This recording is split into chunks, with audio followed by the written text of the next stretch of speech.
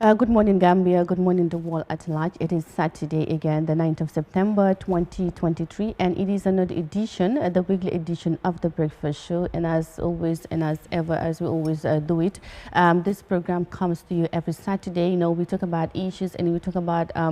stories that have been published here on Eyeafrica TV, because we've seen that most of you don't have the time to sit and watch your TVs, but you don't have a problem with that. Like, it's okay. So that is why the Breakfast Show is here, you know, to tell you what has happened in the Gambia and what outside the Gambia. And also we normally have a topic of discussion whereby we'll be discussing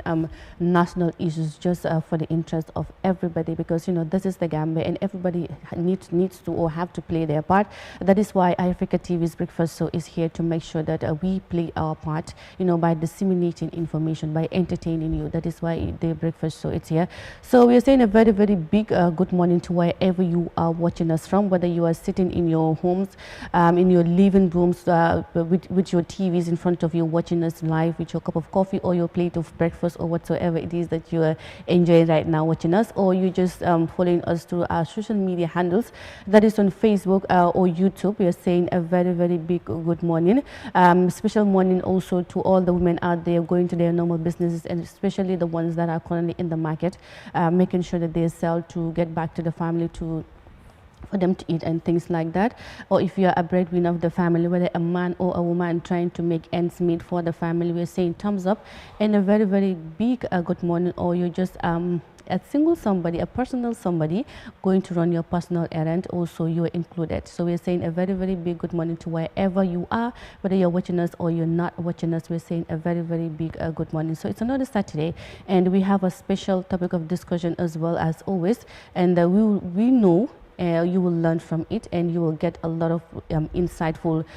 thoughts from the guests that we have here today. So I promise you guys that it's going to be another interesting breakfast show here on Eyeafrica TV. So without saying much, because we just want to go straight to the program today, I will just allow my partner, a friend and also a companion, Garmi, mu nuyoo rek then after ñu dugg ci programme bi. Garmi, good morning, naka suba si. MC maa ngi lay fay, maa ngi nuyu ñi seetaan Eyeafrica TV yëpp rawatina breakfast. So MC comme ni ko waxee rek fu ñuy njëkk a dooree mooy mastawu rek réewu Morocco ci li fa dal muy suuf si yëngatu sur muy earthquake nga xam ne jël na fa bakkan yu bari, tamit di mastawu ndax right now suñu team bi mi ngi foofu noonu ak délégation beeg ñëpp ñoom tamit si hôtel bu ñu nekkoon safe nañ, dara dalul leen foofu noonu. ñu ngi leen di sant, ñu ngi leen di ñaanal bu leen fa dara dal, parce que ñu ngi foofu di waajal seen game bi ak Congo ci Sunday bi. di leen ñaanal daal yàlla na game bi dem ci jàmm. waaye Maroc tamit ñi ci gaañu ak africain yu fa nekk foofu tamit si biir Maroc jëlee si gaañu wala ñàkk seen bakkan daal ñu ngi leen di jaale, di leen mastawu ci turu Eyeafrica TV ak ci turu waa Breakfast Show yëpp. di leen wax na nag Breakfast Show nii lay demee saa bu ñu samedi bu jot dañ fi am ay gan, am fi tamit ay yenn xibaar, ponk xibaar yu gën a fës ci ayu bés bi ñu indilaat leen ko ngir ngeen mën koo jekkuwaat. ñu ci bari ci ayu bés bi dañu nekk ci tës gi ba duñ mën a tal sax seetaan li xew yëpp. moo waral Eyeafrica TV nag daal di indi ab jataay boo xam ne lépp lu leen rëccoon ci ayu bés bi rek dafa leen ko indilaat ci gaaw gi ngeen mën koo seetaanaat. tey tamit lawoon fa woon rek indilaat ne leen lu am solo yoo xam ne ñu ngi ko nas te dinañ ko nocci incha allah ci kanam. mu nekk lu am solo, Garmi, di la sant di la gërëm. moom suma partner la, suma xarit la, suma liggéeyandoor la. So breakfast show bi daal muy loolu noonu. So without much ado, we will just go straight to our stories because our guests are already seated. But before we let them in, we will just go with our first story, which is still on the appearance of Basse Area Council revenue collectors before the Local Government Commission. Testimonies continue to reveal that they have been effective and more revenue collection, but very little money is deposited into the council's accounts. Now, the latest collector to appear is Mankumani, who said at some point he had issues that created doubts in both the chairperson and other senior council officials in the commission. Let's go with that story and then come back.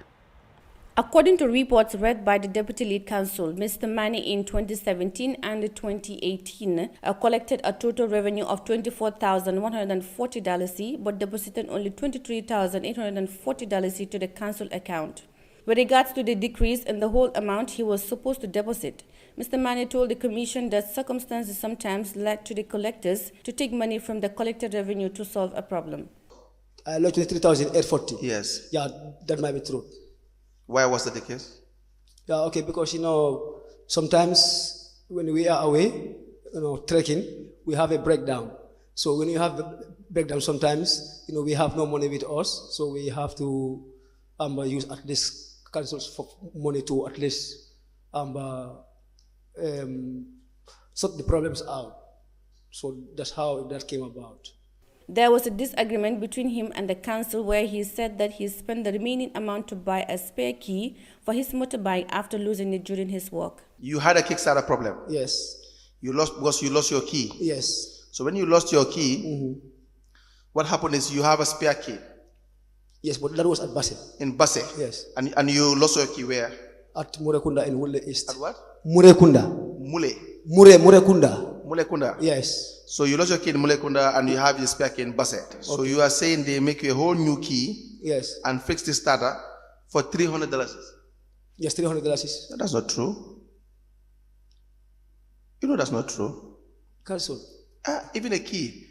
alone, just one key. If you go out and duplicate a key, you will be charged by $300. No, in that area, you don't have people who duplicate key. So you can only... I'm just saying as easy as duplicating a key. Yes. Talk less of trying to get a whole new key together with a new starter. Yes. For motorbike. That would not be $300.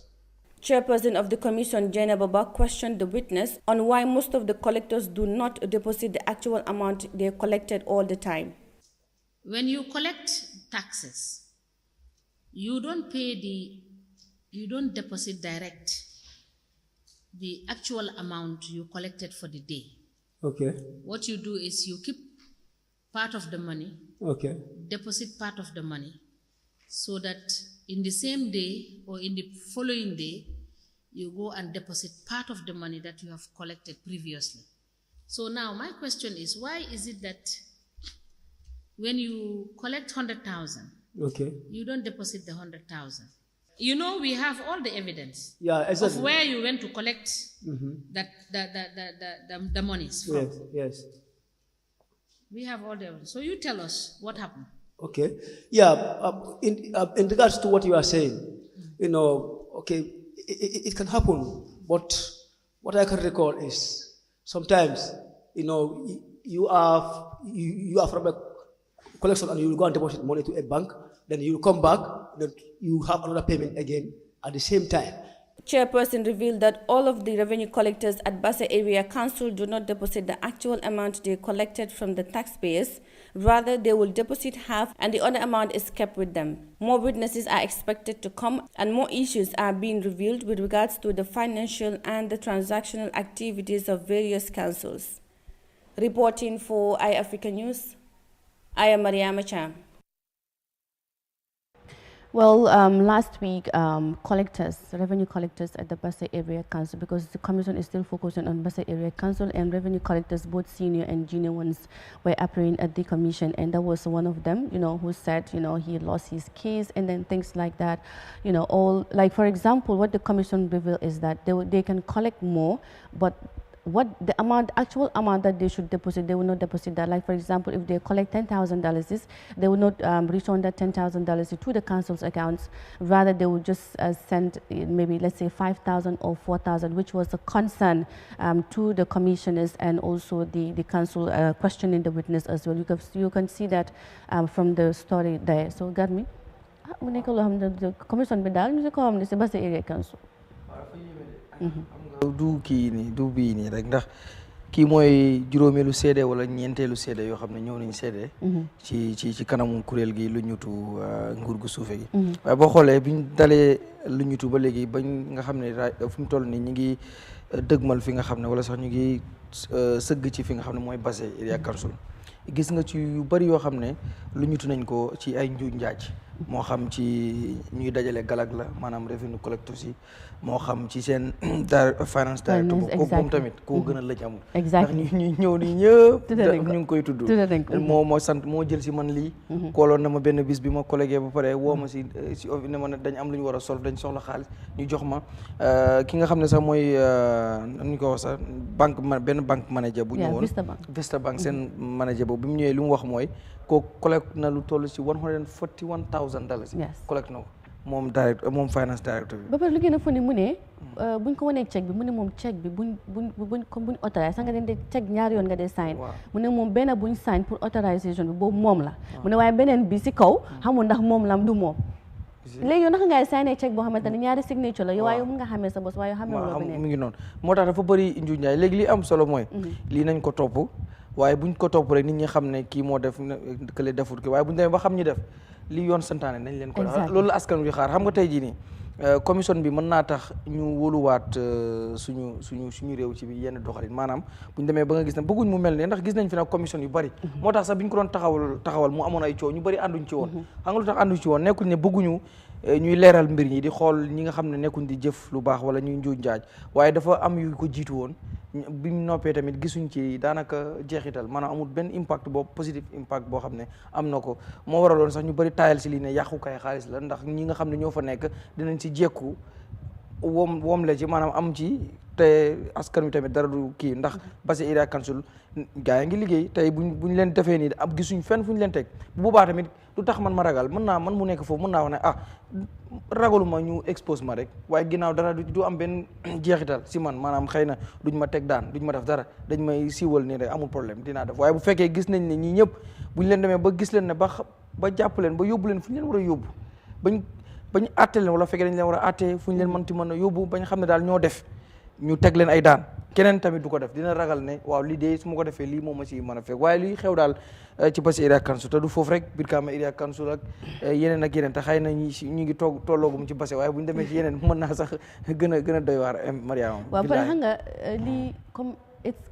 corruption revealing because xale bu am xel sa ku toog di seetaan sa su déggee façon yi ni dina xam ne lii there is issue fële so dama bëggoon maybe ñu introduce kii Mr. Jah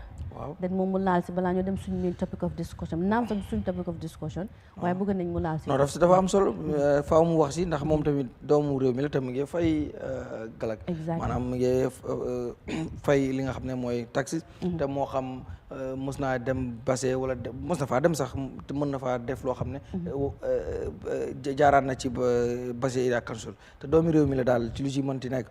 su ko defee tey moom lañ fi am ak suñ beneen gan waaye suñ gan boobu duñ ko tuddagum léegi ba ñu war koo dugal waaye ñi ngi am Doudou Dia moom moo nekk ki topp ci ki yor kàdduk APRC maanaam deputy spokesperson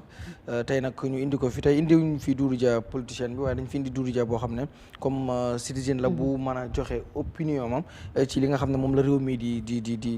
doxee ñu njëkkee ko si rek si Mr. Dia déglu nga tey story bu ñu dugal ni bi nga xam ne Mariama Cham moo ko def ci wàllu commission bi nga xam ne mooy ñu ngi focus fu mu toll ni Basse Area Council ci li nga xam ne mooy njuuj njaaj yi fa am ak diggante ki nga xam ne mooy revenue collectors yi liñ nekk di wax ci njuuj njaaj yi nga xam ne moo fa am nuñ ci xeet bu ñuy amalee li nga xam ne mooy lu ñuy dajalee galak tey ban jàngat nga am ci wàllu bi nga dégloo tamit story bi. jërëjëf Garmi ñu la gërëm la sant la bu baax di nuyu Mariama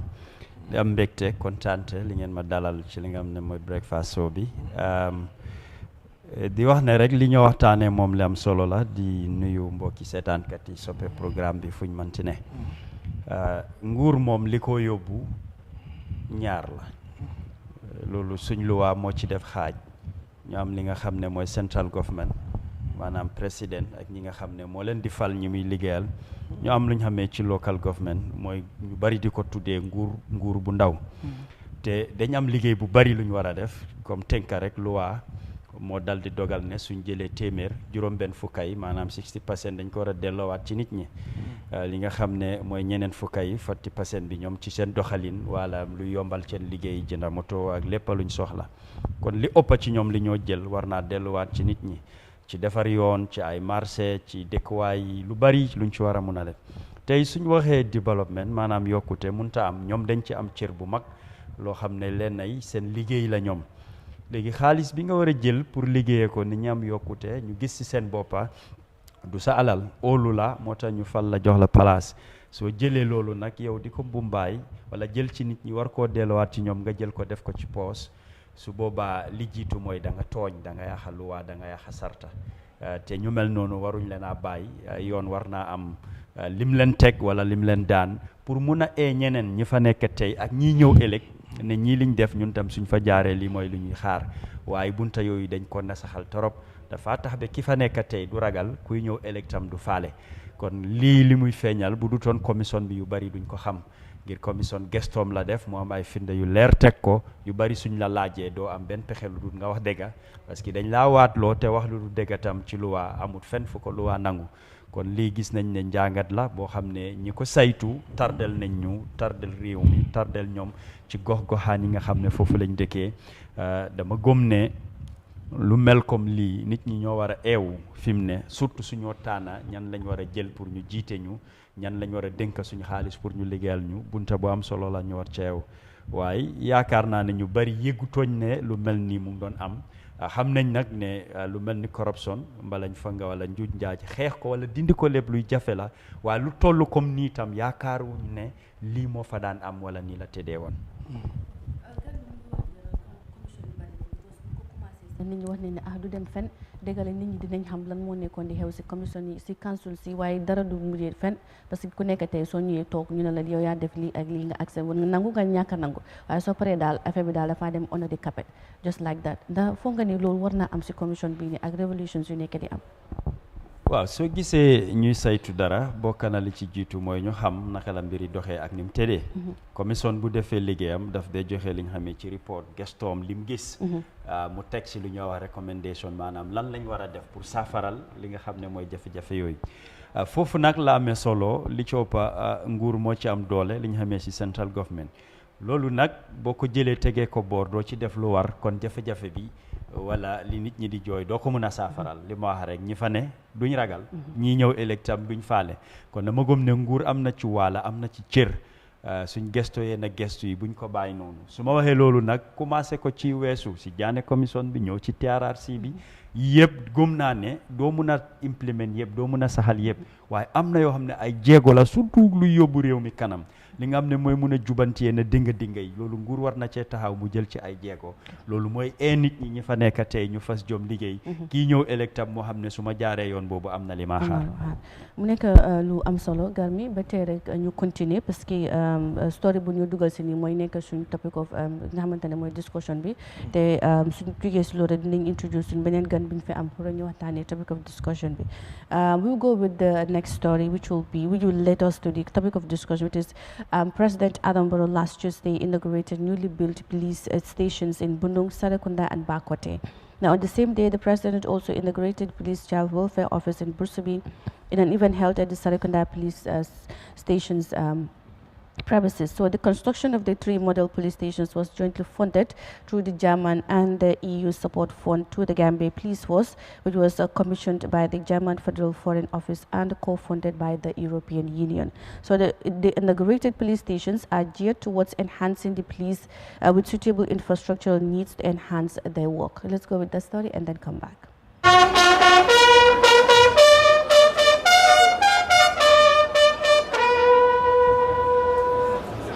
The inauguration was also graced by the cabinet ministers and various service chiefs as well as partners who had a great share in the realization of the structures to stand as a form of modern and human rights-oriented police stations. The facilities are expected to provide adequate infrastructure for professional police work, of which officials say they are designed to be human rights compliant and meet the minimum requirements for citizen-oriented policing. The Inspector General of Police, Abdullah Sanyang, informed the gathering that the work of the police cannot be business as usual.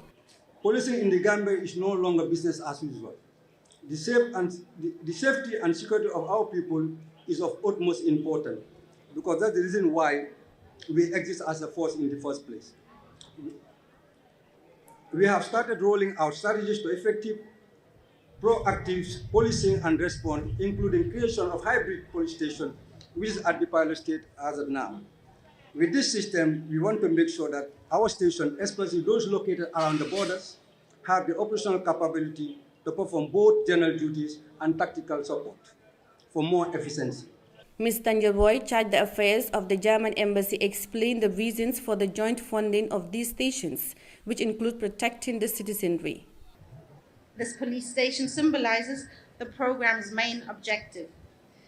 which is to strengthen the capacities of police services to serve and protect their citizens. They do so observing democratic policing principles of partnership with the communities by being responsive to the citizens' needs and being accountable to the rule of law and international human rights norms. Meanwhile, President Adama Barrow credited the inauguration of the police stations to his government as an achievement to the ongoing security sector reform. As documented in the reform instruments, in addition to creating a conducive environment for optimal service delivery, the objectives of the security sector reform include promoting and upholding human rights standards. In this respect, the 3 newly reconstructed model police stations and police child welfare office do not only conform with international human rights standards, but have been modeled also to create an ideal working environment for our officers to perform better.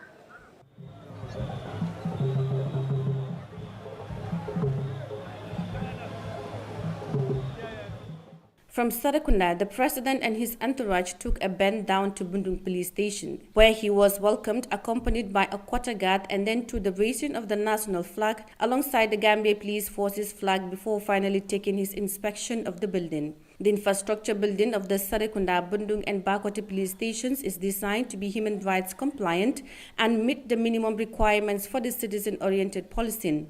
They have separated detention cells for women, men, and juvenile suspects. Each of the stations is divided into public and restricted access zones to prevent unauthorized access to the interview rooms, detention cells, offices, and exhibit stores. They also have secured rooms for material evidence and property connected to a crime to be kept safe for criminal proceedings. In addition, police officers, visitors, and detainees will have separate sanitary facilities for women, men, and differently abled persons. Reporting for Eyeafrica News, I am Mariama Cham.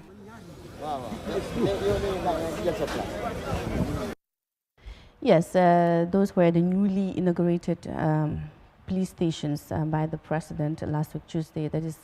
Bakote, Sarakunda, and Bundung as well as the child welfare office in Bursubi. So you have seen how modern these police stations are. You know, fogo mane kom mel na ni kom yifi nekon dal parce que gis nañ fa ay fan ak gar you can have ñoom moom yelloo nañ ko ndax di nga doon dem si Bundung police station nu meloon soo fa demoon léegi bii nii sax maa ngi gisoo keroog maa lay wax ne la parce que du ma tooñ sax ñuy yóbbu ma si police bi yooyu waaw parce que am na ay matlaak yëpp lay sànni si biir xam nga li ci am solo rek mooy li dafay wane tamit ne maanaam mën nga def ñaawteef si njuumte police yi nekkuñ fi ngir beddi la pour bul bokkaat dañ lay indi correct la parce que ñu ci am na boo demee si réew yu bari seen kii duñ koy tuddee like prison bi dañ koy boo demee comme fi mel Sénégal ñu koy faral maison de correction waaw exact correction center waaw dañ lay indi foofu pour defaraat la xëy na juum nga ñu indi la ne la da nga juum jubbanti la demee li nga defoon nga moytu ko keneen tey moytu loolu mooy police ñëwuñ fi foog naa ci niñ ko war a doxalee mooy di noonoo askan wi ndax boo xoolee askan wi ñooy police yi ñooy askan wi ndax ci biir askan wi si la police yi faaxee ko léegi tamit nag police yi seen dëkkuwaay dafa war a taaru ndax tamit réew soo fi ñëw ci gan gu fi ñëw ci li muy njëkk a gis bokk na ci police kon da ngay gis ne nan la nit ki mel nan la war a jàppee sa réew daf ci sa police la ko war a njëkk a gisee tey jii bu fekkee tey maa ngi fàttaliku am na benn waaye juñ jàppoon yóbbu ko Sénégal bi mu jógee dafa doon xas Sénégal ci lan parce que dañ ko yóbbu ci kaso yoo xam ne dafa doy waar te xëy na moom si réewam tàmmul di gis loolu bi mu demee lu mu njëkk a wax mooy njumte bu rëy bi ngeen njëkk a def mooy dugal ma ci seen kaso yi ndax dem naa fa ba gis fa loo xam ne xam na bëgguleen woon ma gis ko kon mi ngi lay wan rek ne nan la police yi seen dëkkuwaay yi mën a mel ak léeg-léeg da nga daan dem tey ji si yenn police station wallahi fi police yi di tëdd sax moom ak fi nga xam ne foofu la ñu dugal nit ñi sax ñoo yem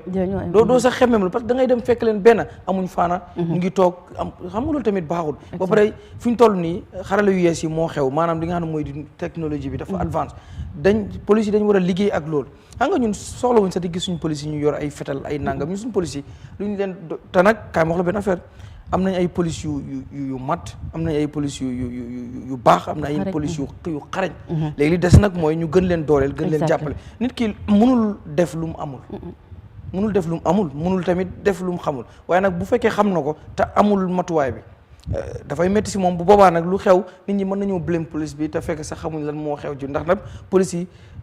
man nu ma mënee di waxee fu ma neexee nekkut police foofu la mën a waxee fu ko neexee police nekkut fu mu ko neexee proof bi mooy bi ñu bëggoon a am King Koli lan la ñuy wax faaw ñu call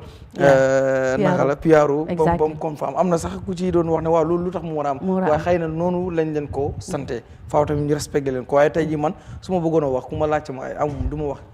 bàyyi ma wax laamin wala déedéet man damaa wax fu ma ne léegi li ma wax nag man la kon ça kon police yooyu tamit bu ñu leen tabaxalee barab yii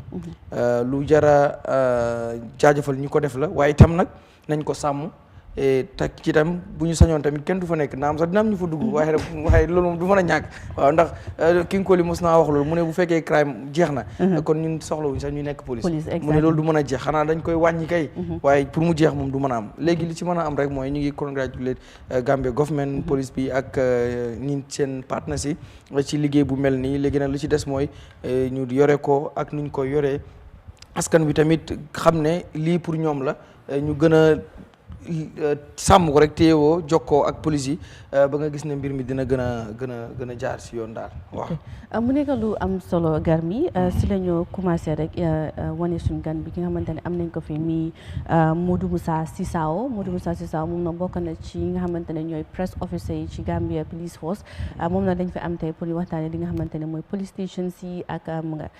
traffic officers si uniforme si AC ak yeneen yu nga xamante ne mbiri police la ñu ànd si ak ki nga xamante ne mooy Doudou Jah di deputy spokesperson of APRC moom itamit bokk na si waxtaan bi parce que gis ngeen ko si ba pare ñu njëkkee rek si nga xamante ne mooy MODOU SAO ñu laa nuyu di la dalal si breakfast show bi fii si Eyeafrica TV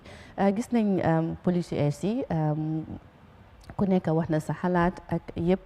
parce que fu naa président bi fu nekk ibbi na ko te ay noonu mu ngi function right now so comme naa ko dem sa 102 di nga si gis yeneen kenn wala ñaari nit already ñoom dugg nañ si Come, how significant are these police stations to the Gambia Police Force, to the work of the Gambia Police Force? jërëjëf maa ngi wone kontaan trop pour mun a ñëw bokk ci programme bii nii mooy seen morning show bi. First of all, I would want to take this opportunity on behalf of the Office of the Inspector General of Police, the Inspector of General Police Abdullah Sanyang and the senior management to thank and show appreciation to the government of the Gambia, especially the President of the Republic of the Gambia, to grace this occasion, which is one of the most important occasions for the Gambia Police Force. And also, senior government officials were there, ministers, cabinet ministers, and other senior officers in Fanekon. ñu ngi gërëm tamit képp koo xam ne ñëwoon na alkaalo yi CFO yi the general public ñoo xam ne ñëwoon na pour teewee pour gis ne they are part of us as the Gambia Police Force to support us lépp loo xam ne ñu ngi koo def pour ñoom kontaan naa trop si kaw loolu noonu ñëw si sa laajte bi police station yii nii dafa doon loo xam ne dañ important trop because soo bàyyee xel ne since the transition process from nguuri Yahya Jammeh what we are calling democratic space bu ñu am nii nii there has been reform agenda yoo xam ne mu ngi dox waxtu bii nii is a process ongoing we call it the security sector reform boo xam ne the National Security Office boo xam ne mu ngi under the President's Office is leading that process and the Gambia Police Force being the lead in internal security dafa am solo trop pour ñu am ay jumtuwaay yoo xam ne dañu mën a def suñu liggéey ñu ko war a defee mun a joxe service boo xam ne Gambian bi loolu lay yeeloo because Gambian bi ñooñu teg liggéey boo xam ne loolu lañu war a def benn si ñoom yoo xam ne di Inspector General of Police Abdullah Sanyang mu ngi koo def te mu ngi si taxaw bu baax a baax mooy ne pour police seen boppa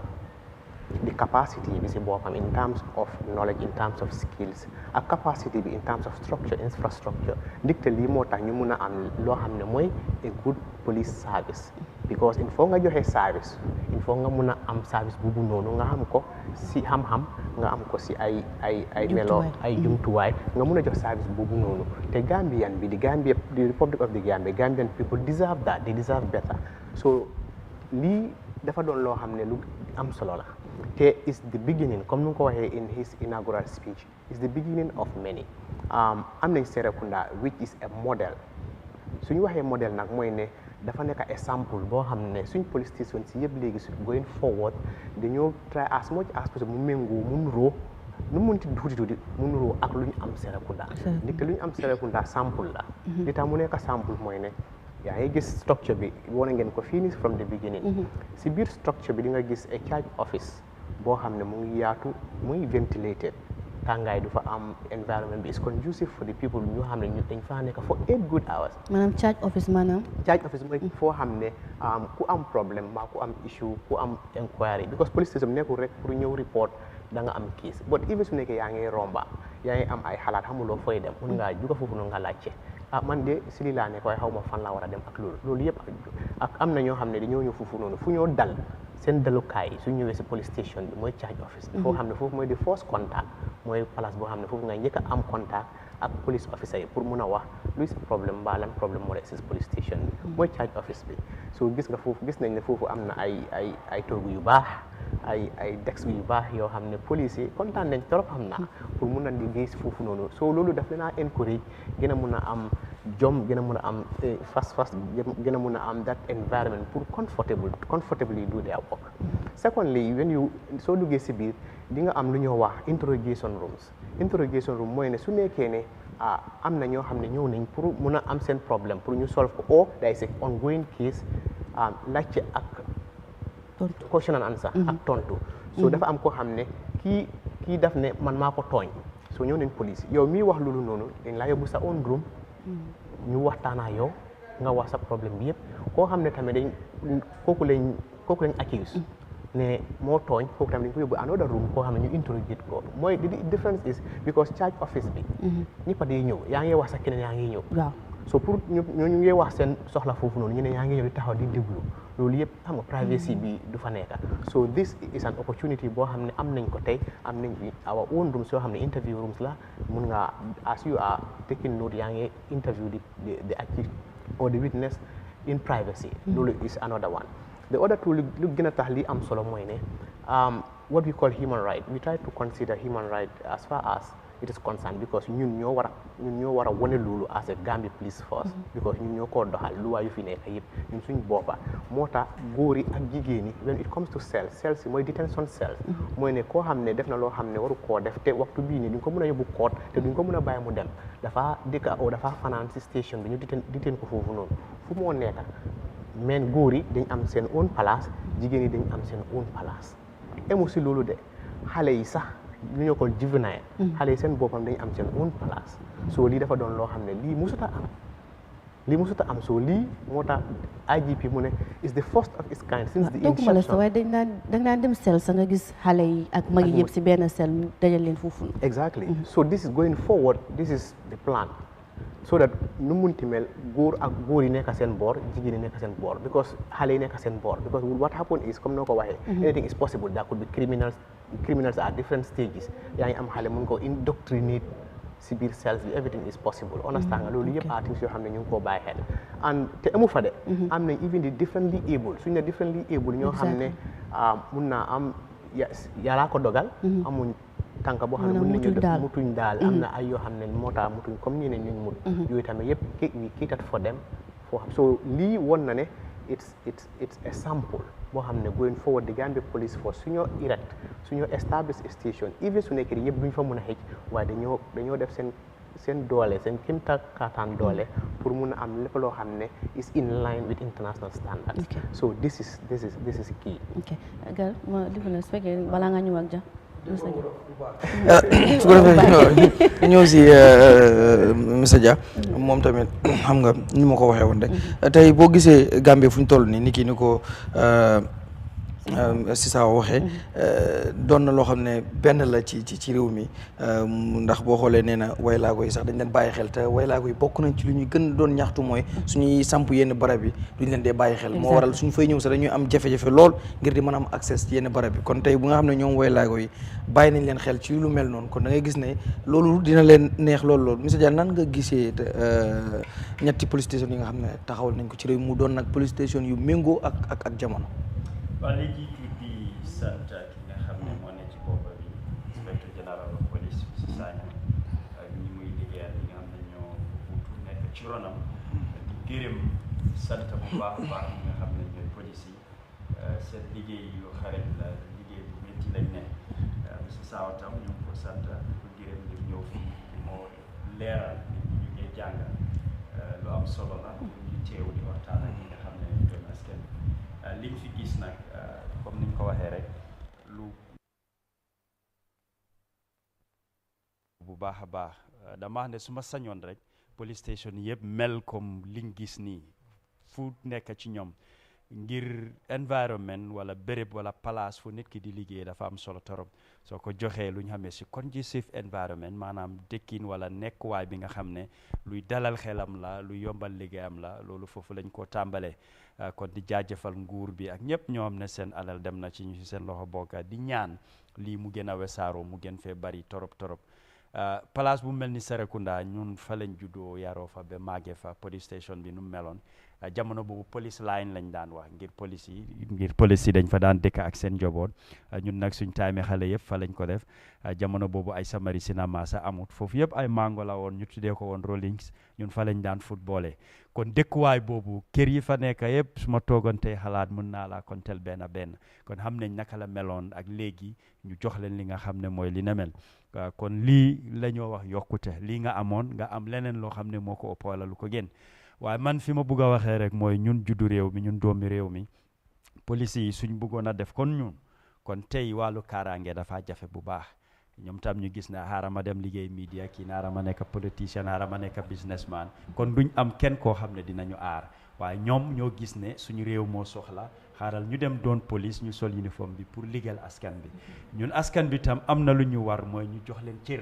ñoo xam ne ay doomi aadama la te lu ñoo def ci loi lañ ko tënka ñun tam ñu mun a respecté loi bi man damay faral di wax ne ñoom luñ soxla ci ay jumtuwaay tey dafa desee mat saa wax na ko fii ne lu bari pour nit ki liggéeyam mu yomba soo ko joxee lim soxla bokk na ci loolu ci xam-xam ku jàngatam am xam-xam te amul jumtuwaay mu war a liggéey yaa ngi ko leeral fii ne gar mi wax na ko ne ci jamono technologie lañ nekk ci wàllu buumi jokkoo ci wàllu leen di yóbbu di leen isi ay moto lu mel ni ay ride ay moto bikes dafa am solo torop te am na lu bari lii yéeg ne waxtaan bi dina ci ñëw si trafic bi jafe-jafe yi ñu am man su ma gis-gis mooy ne moto bikes dafa manqué li mun a def ak li moo liggéey ak li moo jur bari na kon ñun tam nañ gis ne li am ni suñ bos la dañ war a liggéey ak ñoom am na lu bari lu ñu xamee si community policing ñoom am nañ ci cër bu mag waaye ndax am nañ jumtuwaay yu mun a tax pour ñu def ko dafa laaj pexe dafa laaj xam-xam dafa laaj ay jokkalante ak nit ñi pour Mr Jah dafa mel ni sa mic bi nekkul di dem gar ma bàyyi la nga ñu am si saawa rek ñu defar mic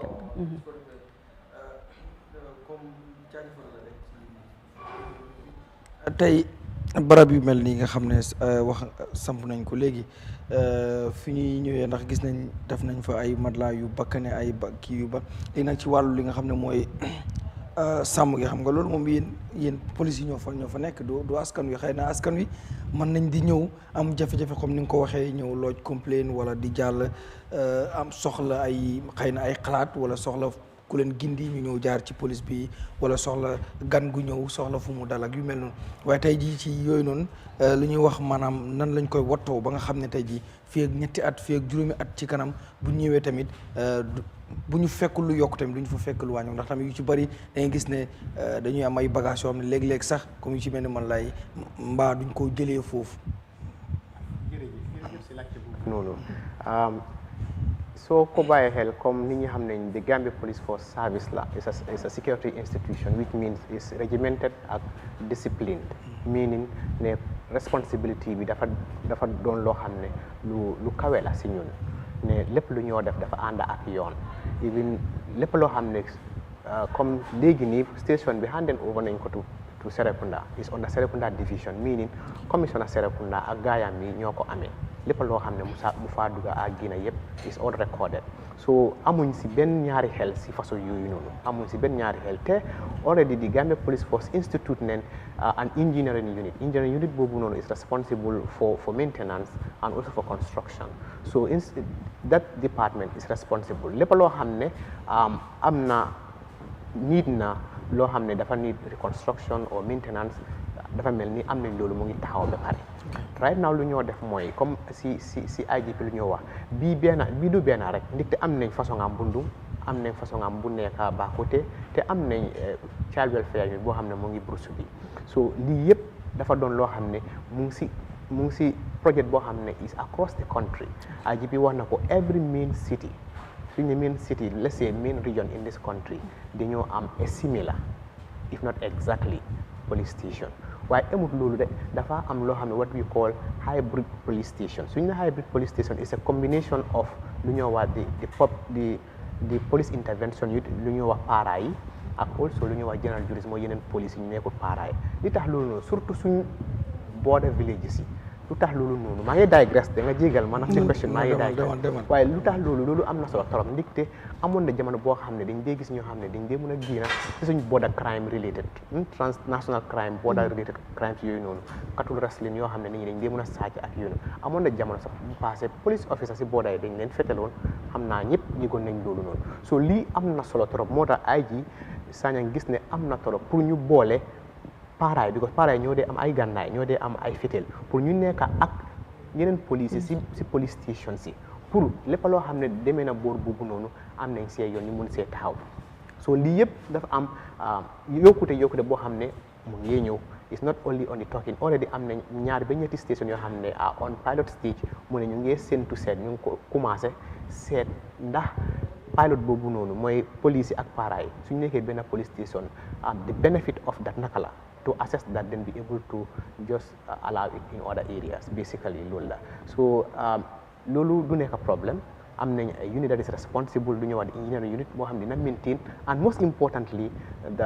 the security institution of the Gambia Police Force is regimented and is well disciplined meaning lépp loo xam ne jox nañ ko as your responsibility da ngaa ensure ne loolu noonu bu manqué dara bu manqué ndax si bagage du fa nekk am nañ fa ay computers am nañ fa ay filing cabinets am nañ fa ay desks and table is well furnished offices yëpp are well furnished we have conference halls so lii yëpp dafa doon loo xam ne is under the responsibility of the command of Serekunda division comme su nekkee ne dafa move like any other institution that is handing over and taking over protocols so loolu yëpp dafa wone moom bi mu doon jël place boobu noonu lépp loo xam ne si ronam la nekkoon si Serekunda station yëpp dañ ko bindoon su nekkee keneen dafa ñëw moom dafa bindaloolu noonu mu wone ko ne lii lañ ma joxoon léegi maa ngi laajoo lii moo fi nekka ndax su nekkee am na yu fa manqué kooku dina wone lii manqué na su doon loo xam ne dañ ko war a tabaxaat loo les structure or maintenance waa defaraat dañ ko engineering unit bank fa mu ñëw ñu defar ko pour bu mu gën a yaaxu ndig te suñ ko bàyyee dafaa gën a yaaxu at the end of the day amul solo ok su nekkee si bagage la ay table moo dama ak yooyu noonu loolu remplacer rek la waaw so we are hopeful that our officers dañoo responsible and we expect the least from them yes Mr. Jah yaa ngi doon wax ñu bàyyi la nga continuer balaa ñoo dugg si beneen story bi yëpp si wàllum police stations comme li ma doon gën a tënk rek mooy seen taxawaay ak njëriñ bi nga xam ne moom dañu amal surtout ci wàllu kaaraange war naa ci ñoom suñ defoon comme ñun kon tey duñ am ñoo xam ne ñoo aar kon war nañ leen a jox cër bi war nañoo gis ne ñoom tam ñun lañ fi nekkal suñ jëflante ak jokkalante ak ñoom daf leen di mun a jàppale si seen liggéey bu baax ñu xam ne li tax ñoom ñu sol uniforme bi bugg a seen réew la du ngir xaalis wala leneen waaye bokk na ci bugg a sa réew mooy nga def dara pour sa réew kon loolu war nañ koo ràññi si ñoom ñu xàmmee ko waaye li am ni tam comme niñ ko waxee rek suñ sañoon bu doon loo xam ne dinañ ko gis fépp ci dëkk bi fépp ci réew mi béréb boo dem gis ko fa te mu ngi koo lim kon lii la ñoo séntu lii la ñoo ñaan tam mu yokku wax na fi lu am solo moo naam ci frontière yi lu bari dafay xew ñeneen ñi sa naam duñ nekk doomu réew mi dañoo dugg a def ay njuuj njaaj ñu daw dem man foofu laa waxee ci jumtuwaay yiñ soxla pour ñoom seen liggéey mu war a mun a yomba ngir tey jàmm si la lépp xëj kaaraange bu amul jàmm du am suñ amul jàmm lu bari luñ bugg a def duñ ko mun a def gis nañ ñoom fuñ ñu nekkal ñun suñ nekkee ci ay li nga xam ne mooy bànnee ñoom ñu ngi ci ron naaj bi suy taw ñu ngay def seen liggéey kon li ma ñaax daal mooy juddu réew mi nañ leen jox ñoom seen cër maanaam police yi ñu gis ne dañu war a liggéey ak ñoom et ñoom tam ñun lañ fi nekkal li tax may wax loolu dafa xaw a manqué yu bari sooy dugga ci biir dëkk bi doon wóorkat comme man da ngay gis yu bari yuy xew nit ñi niñ mel duñ leen faale man gis naa ne lu bokka ci loolu ñàkk xam ci la bokka waaye dama dee wax tam ne police loxo neen lu ñu war a bàyyi la comme fii daf fi fes torop su ma waxee loxo neen même bu dul fetel am na ngànnaay yu bari yoo xam ne police bi loolu la soxla pour mun a def liggéeyam comme lu ñu wax si jamono technologie lañ nekk léegi am yenn jafe-jafe yu xew du ci mun a def dara ngir lim soxla pour mun a matal liggéeyam des na même su amee xam-xam bi amum jumtuwaay bi dina jafe tey buñ la jàngaloon xarmata nga jàng ko ba mun ko ñu jox la jaasi ne la demal xarmata dafa jafe ngir liñ ci xam mooy sémmiñ la borom soxla mu mun a def liggéeyam properly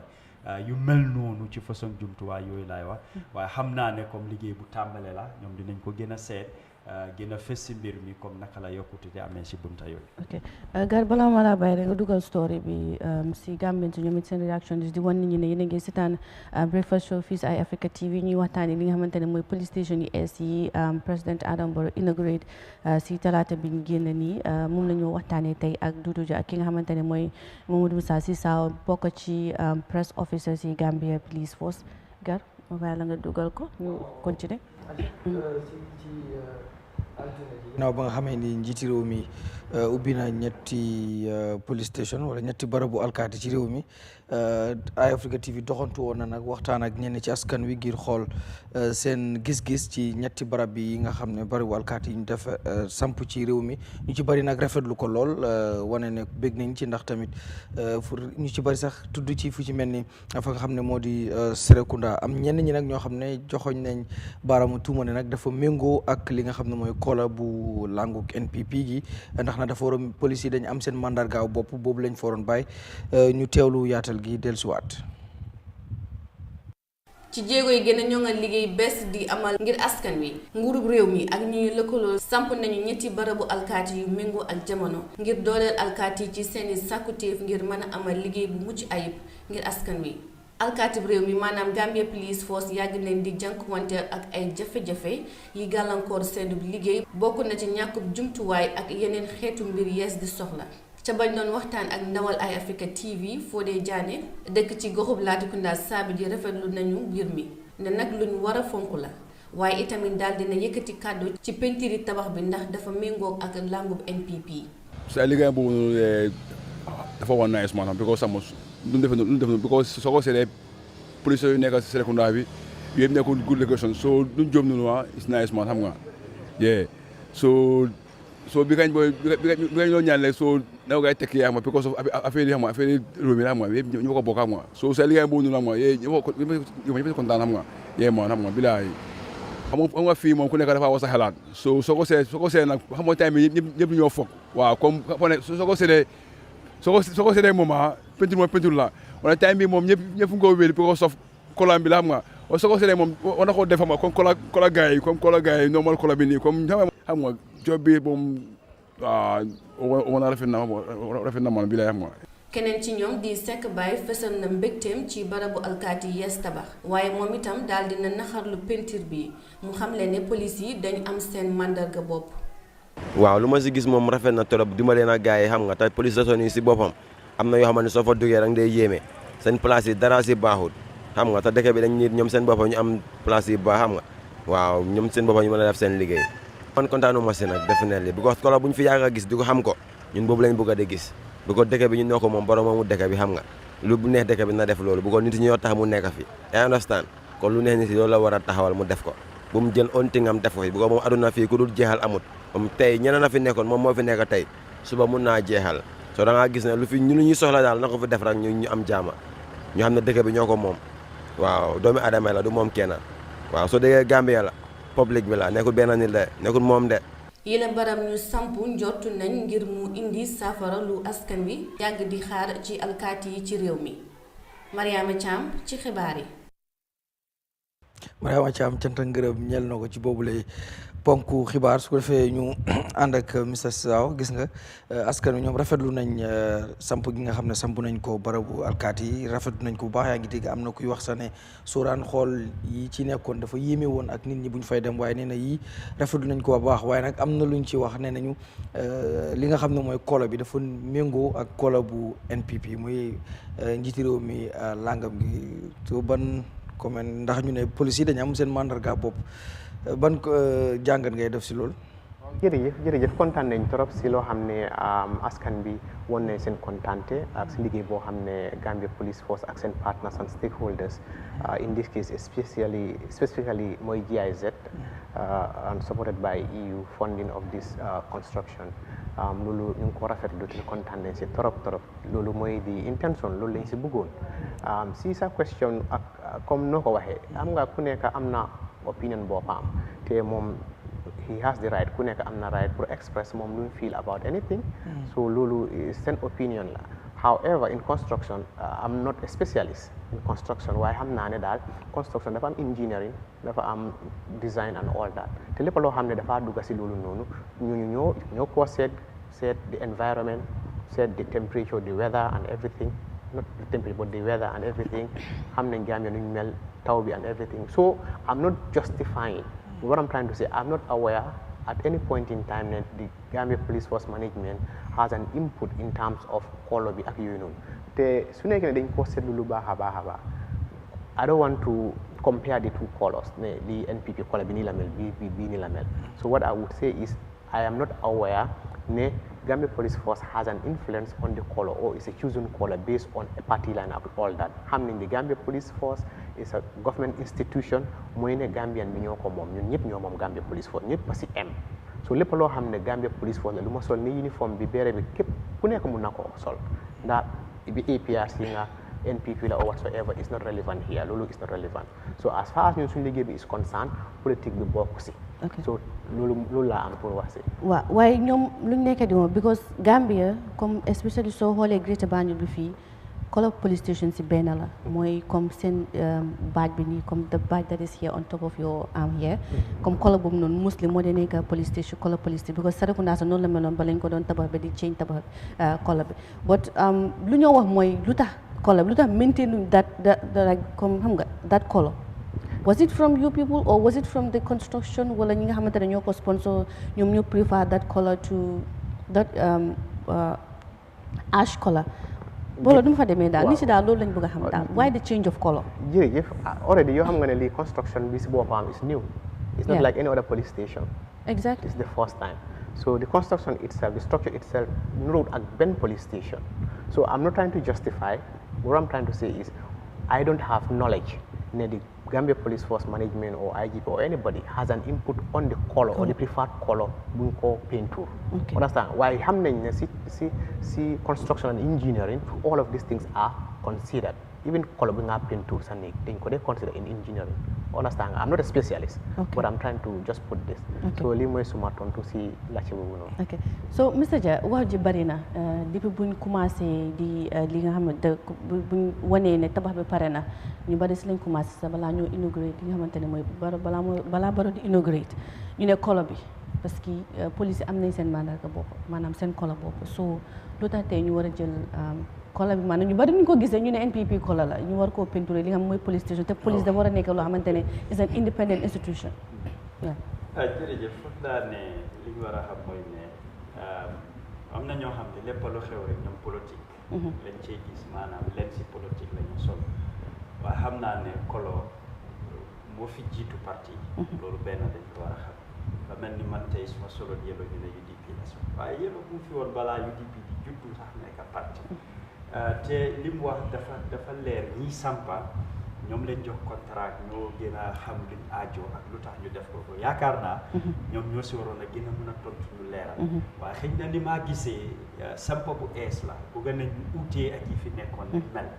loolu daf dee mën a am si construction because lu ñoo wax ne ay kacci mooy li téye xel la ne li fi nekkoon ak lii du benn bokk na nga jox ko beneen façon mel ni nu mel waaye kolo boo fa mën a def rek dina méngoo ak li nga xam ne mooy political party parce que fu mu nekk mun naa ne li ñu xam ci kolo primary colors jeex na ba tax na tey ñu bari di sos parti dañ leen di booleel ñaari kolo kon any kolo boo fa def soo fa defoon yellow ñu ne UDP la nga def fa green ñu ne APRC la waaye am na white te white tam NCP la kon nañ wax ne NPP ak NCP parce que white color NCP tam loolu moo nekk seen kolo waaye li am solo mooy liñ sampal liñ ñu jox ban njëriñ la ñoo jural ak naka la ñoo jëfandoo mbiri pour gis ne mu nekk njëriñ pour nit ñi dan wax na ko ci gàttal kenn du fa dem lu laa laaj ban parti nga bokk pour Gambien bi la pour ñëpp la kon nañ xool bi yoon kolo suñ gis-gis bu mu am ci kolo waaye li nga xam ne moom lañ samp ak ban njëriñ la moo amal ni si yow daal comme ñooñu seen opinion la waaye whether color bi green la yellow la wala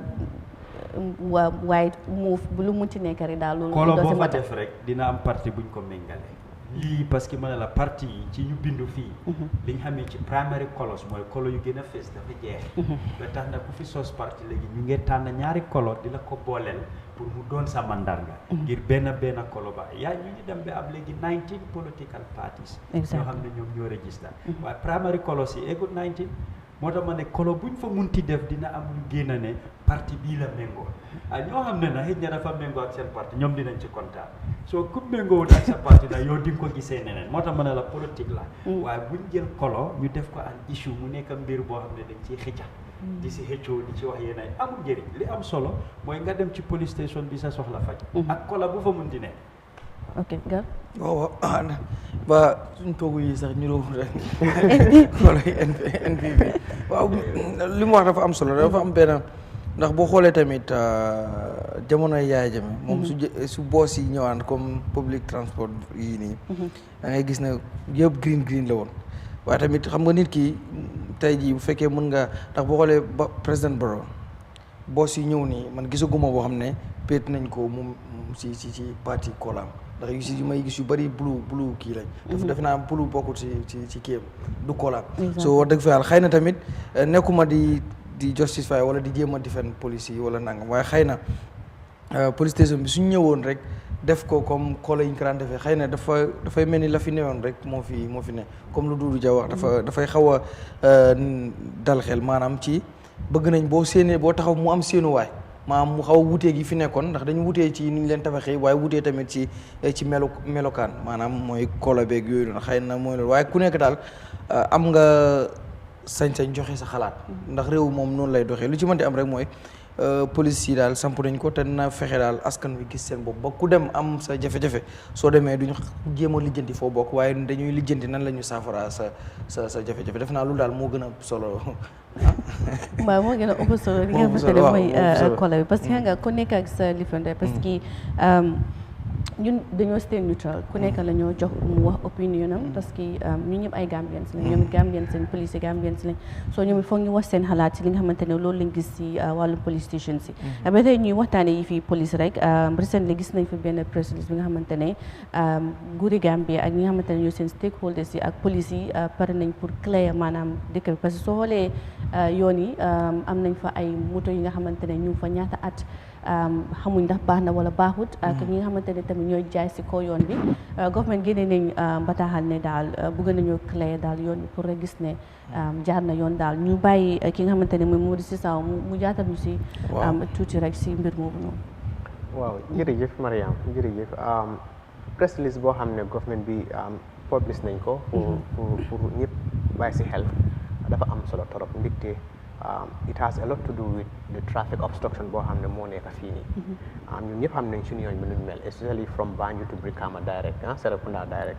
yoon boobu noonu yaatal nañ ko woon waaye yaatu bi dafa mel ni moto yi dee paak moo tax ba léegi doo dee gis yaatuwaay bi sax moto yi dañ dee paak si kaw yoon bi te amut si moto yi paak si kaw yoon bi rek de waaye even si pavement foo xam ne pédestriel ñuy dox foofu lañ dee dox yeneen moto yi foofu lañ dee ñëw dem taxaw paak fa for days for weeks or even for months ñeneen ñu faate ko fa especially su demee ba paan na fa te amut si loolu noonu dafa am ñoo xam ne tamit ñuy jaay pédestriel fu ñu war a jaar foofu lañ ñoo ñëw ñu install mooy ñu tabax foo xam ne foofu la ñoo jaay ñeneen ñi dañ dee ñëw ñu suude fa loo xam ne foofu la ñoo jaay ñeneen ñi dañoo gis ñoo xam ne dañoo defar ay tànki moto ñu isi seen garage si kaw foofu noonu nit ñi fu ñu war a romba emu fa de even ñoo xam ne léegi ay garage moto la garage moto si boppam ñëw ne léegi foofu mooy seen garage bi so lii yëpp dafa yokk si loo xam ne moto bi yoon bi dafa gën a xat te yoon bi su xatee there are so many complications security risks yu bëri yoo fa nekk emut si moto rek because moto bi yoon bi moto yi ñoo faa daw te demut moto rek nit yaa ngi faa aw nit yu faa aw ak moto yi di jaalante moto yi di nokkante accident si ak moto yi di doorante nit ñi and most importantly am nañ an emergency service am nañ fire service am nañ ambulance service yoo xam ne is emergency ñun ñëpp ku nekk mun na see nekk ambulance buy daw from Brikama mbaa from Soma can you imagine from Soma ngay daw 2 to 3 hours nga egga Brikama you spend almost from Brikama to Banjul 1 hour plus just because of the traffic congestion da ngaa pi besoona so lii yëpp dafa doon loo xam ne nguur gis na ne am na solo trop pour ñu fexe am a task force buy responsible pour yooyu noonu yëpp génn si kaw yoon bi yoon yi mun a yaatu te seetaan rek sooy dem liggéey léegi even liggéey su nekkee yaa ngi biir kaama boor yoon pour dem liggéey you have to wake up as early as 4 or 5 nga prepare because 7 o'clock soo fekk si yoon bi yow da ngaa lii 9 o'clock or 10 o'clock nga egga job so loolu yëpp dafa doon loo xam ne not only security waaye even the development bi of the réew mi daf ko affect in terms of output koo xam ne mu ngi liggéey yaa ngi war liggéey 8 hours yow bala ngaa egg ak liggéey kaay already 2 hours bi jeex na so lii yëpp dafa doon loo xam ne so it is important ne police the Gambia Police Force is the lead internal security agency meaning traffic bi si boppam si under Gambia Police Force la nekk moo tax the Gambia government will work closely with the Gambia Police Force in enforcing those regulations. Regulations are more of ministry lines, works at road and union, but the enforcement part of it, because just a deadline, that would be on the 30th, end of this month. By the end of this month, everybody is asked to put you by yoni. Why keep a ko xamne defut ko be waxtu bi jot duñ la remind dañoo ñëw rek ñu def li ñu war a def so loolu am na solo trop pour nit ñi xam loolu noonu ñu ngi gis ne ñu séntu ko képp koo xam ne mu ngi si kaw yoon bi ne by the 30th soo fa génnewutee police yaa ngi ñëw ak ñoo xam ne ñoo koo génnee am nañ ay jumtuwaay yoo xam ne ay caterpillar ay yooyu noonu even su nekkee néeg la ñu ne dañ koo daaneel te police yi ñun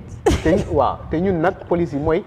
su nekkee ne loolu mooy regulations bi ñun pour régulation mu dox rek la ndekte at the end of the day individual interest because loolu yëpp individual interest la te ñun we are here not only for the individual interest and safety but for the public good security la for everybody te képp koo xam ne mu ngi dox si biir dëkk bii nii is our responsibility safety and security of the state so lii am na solo trop. waaw waaye nga tam consistency daf day nekk issue because so suñ seetloo last year comme let's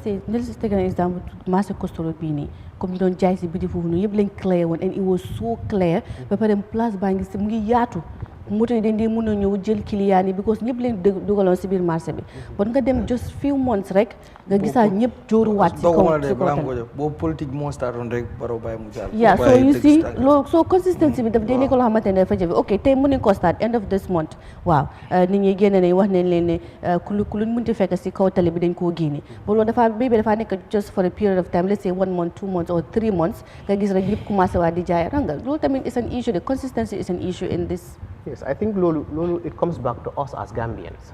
because ñu ñoo war a respect suñu boppa xam ne dafa am ay loi dafa am ay yoon yu fi nekk because ñu ngi joytu ne li sécurité bi deful sécurité dafa am ay yoon yu ñoo doxee yoon yooyu lañ topp di doxee su nekkee ne wax nañ la yow xam nga ne lii du sa place joxuñ la any certificate pour am nga droit pour taxaw fii because foofu is a public property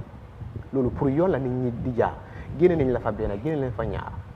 suñu téye ñooñu ñu jëm leen yóbbu leen kaso yéen yéen ay ñëw yéen journaliste yi nay ñëwaat téye nañ leen ñii yóbbu leen kaso nii ak nii si kaw yoon bi rek lañ nekk defuñu dara ak understand so loolu I think is us it's important ñun ñëpp la everybody pour ñu contribute sensitization bi continue the journalists should continue the sensitization understand nga ñun as police officers we enforce any task that is given to us within the given period. Okay, so there's a task force, not so? Exactly. So why not this task force continue this activity? Like it is a law that nobody should sell where people are passing by, like the highways, along the highways. And moto bu yahu wala moto bu fa park dañ la fa war a génne. So this is a task force. Why not the task force will continue to make sure that comme que daal loi la and there's a task force comme am na groupe am na groupe boo xamante ne moom lañ jagleel pour ñu make sure ne loolu yëpp clair nañ ko waaye ñoom mu nekk seen liggéey continuously kii bu ma si njëkk a wax sax mooy nguur gi seen spokesperson bi sangal man xaw ma kooku président Barrow dafa gëmu si moom xaw ma da nga koy call pour interview loo xam ne issue la boo xam ne moom moo waroon a def jéego pour mu reach to the masses ndax benn press release ñu bari ñuy nekk di jaay café si yoon yi mënuñ koo read ñuy ne amee foofu place mënuñ koo read nga génne benn press release kese bàyyi noonu presse bi woo la ngir nga ñu ñëw ñu waxtaan si local language ji nekk ci réew mi ngir message bi gën a mën a jàll yombalal la sa liggéey loo xam ne yow yaa war na use sax xaalis dem jënd airtime si rajo yeeg ci télé yi pour def ko nit ñi nga naan ay damay dem si sama yaay weekend bi yeeg damay dem seetal ma loolu dama gëj a gis sama yaay damay dem si weekend waaw ok wax nga dégg gar mi ndax tamit nit yi are they aware non of course parce que dem rek dañu leen classe yoon non xaar baal ma de balaa nga ko laaj loolu they are not aware xam nga lu tax ma ne they are not aware man sama boobu démba am na fu ma jaar foo xam ne ñooñu ñëpp dañ day jaay ñu toog di waxtaan ba mu yàgg ma ne yéen mbaa xam ngeen ni yéen da ngeen jógee fii billaahi waa ji xulli ma bëtam yi ma ne ko fii de da ngeen fii jógee mu ne ma ma ne ko mu ne ma kañ mu ne ko weer lañ leen may de yu jeex si jeexital weer bii yéen ñëpp a fi jógee ñu ne xamuñu ñii nañ ñu bàyyi ñu nekk fi ñun fii la ñuy amee dara kon daf lay leer ne message bi àggagul fa te dafa war a àgg si ñëpp te ñoom ñoo war a def effort mu àgg fa ndax lii seen décision la ñu bëri rafetlu nañ ko dina am tamit ñu ko rafetluwul ndax àdduna fi amul dara lu nit di def ñëpp rafetlu ko àdduna mooy doxee noonu waaye boo xoolee li ngeen def nii si askan wi ñi ëpp ci la gën a baax wax dëgg fa la ngeen def ko ndax ñu ne démocratie moom majority always mooy kii waaye tamit ñu bàyyi xel ñooñu tamit waaye tamit marché yi ñu defaraat ko mu am ay pala loolu moom du seen rôle yéen moom waaye ñi may waxal mooy waaw ñoom moom enforce rek lañ ci mën waaye man ñi may waxal mooy autorité yi nga xam ne xëy na ñooy jël décision ne police yi yéen enforce leen wala ñi nga xam ne ñooy local authorities yi ñi marché yi dañ ko defee mu gën a yaatu ñoom tamit nañ dugg si biir man boo demee Coast Road bari na jigéen ñu fa nekk moom suñu leen fa jëlee man dama si ànd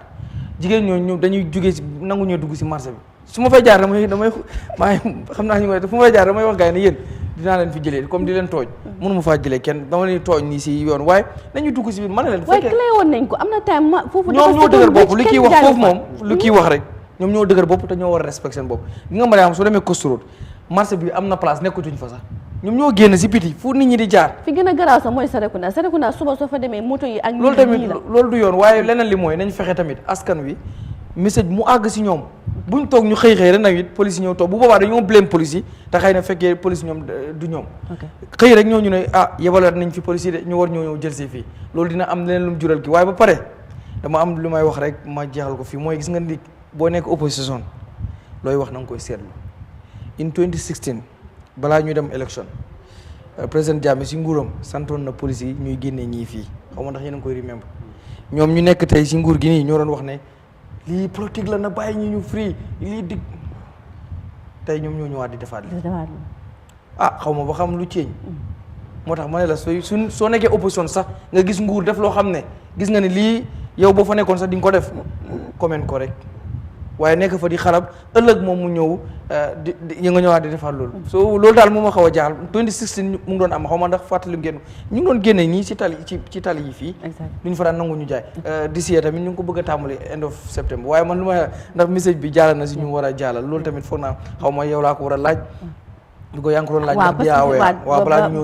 ñëwaat si moom sax dina leeral foofu noonu léegi ñu ñëw si Mr Jah parce que gis nañ ne ñoom government seen bopp sax accept nañ ne communication daf dee laaj communication ak public bi and suñ gisee press release yi government spokesperson bi you have lot of like jargons lot of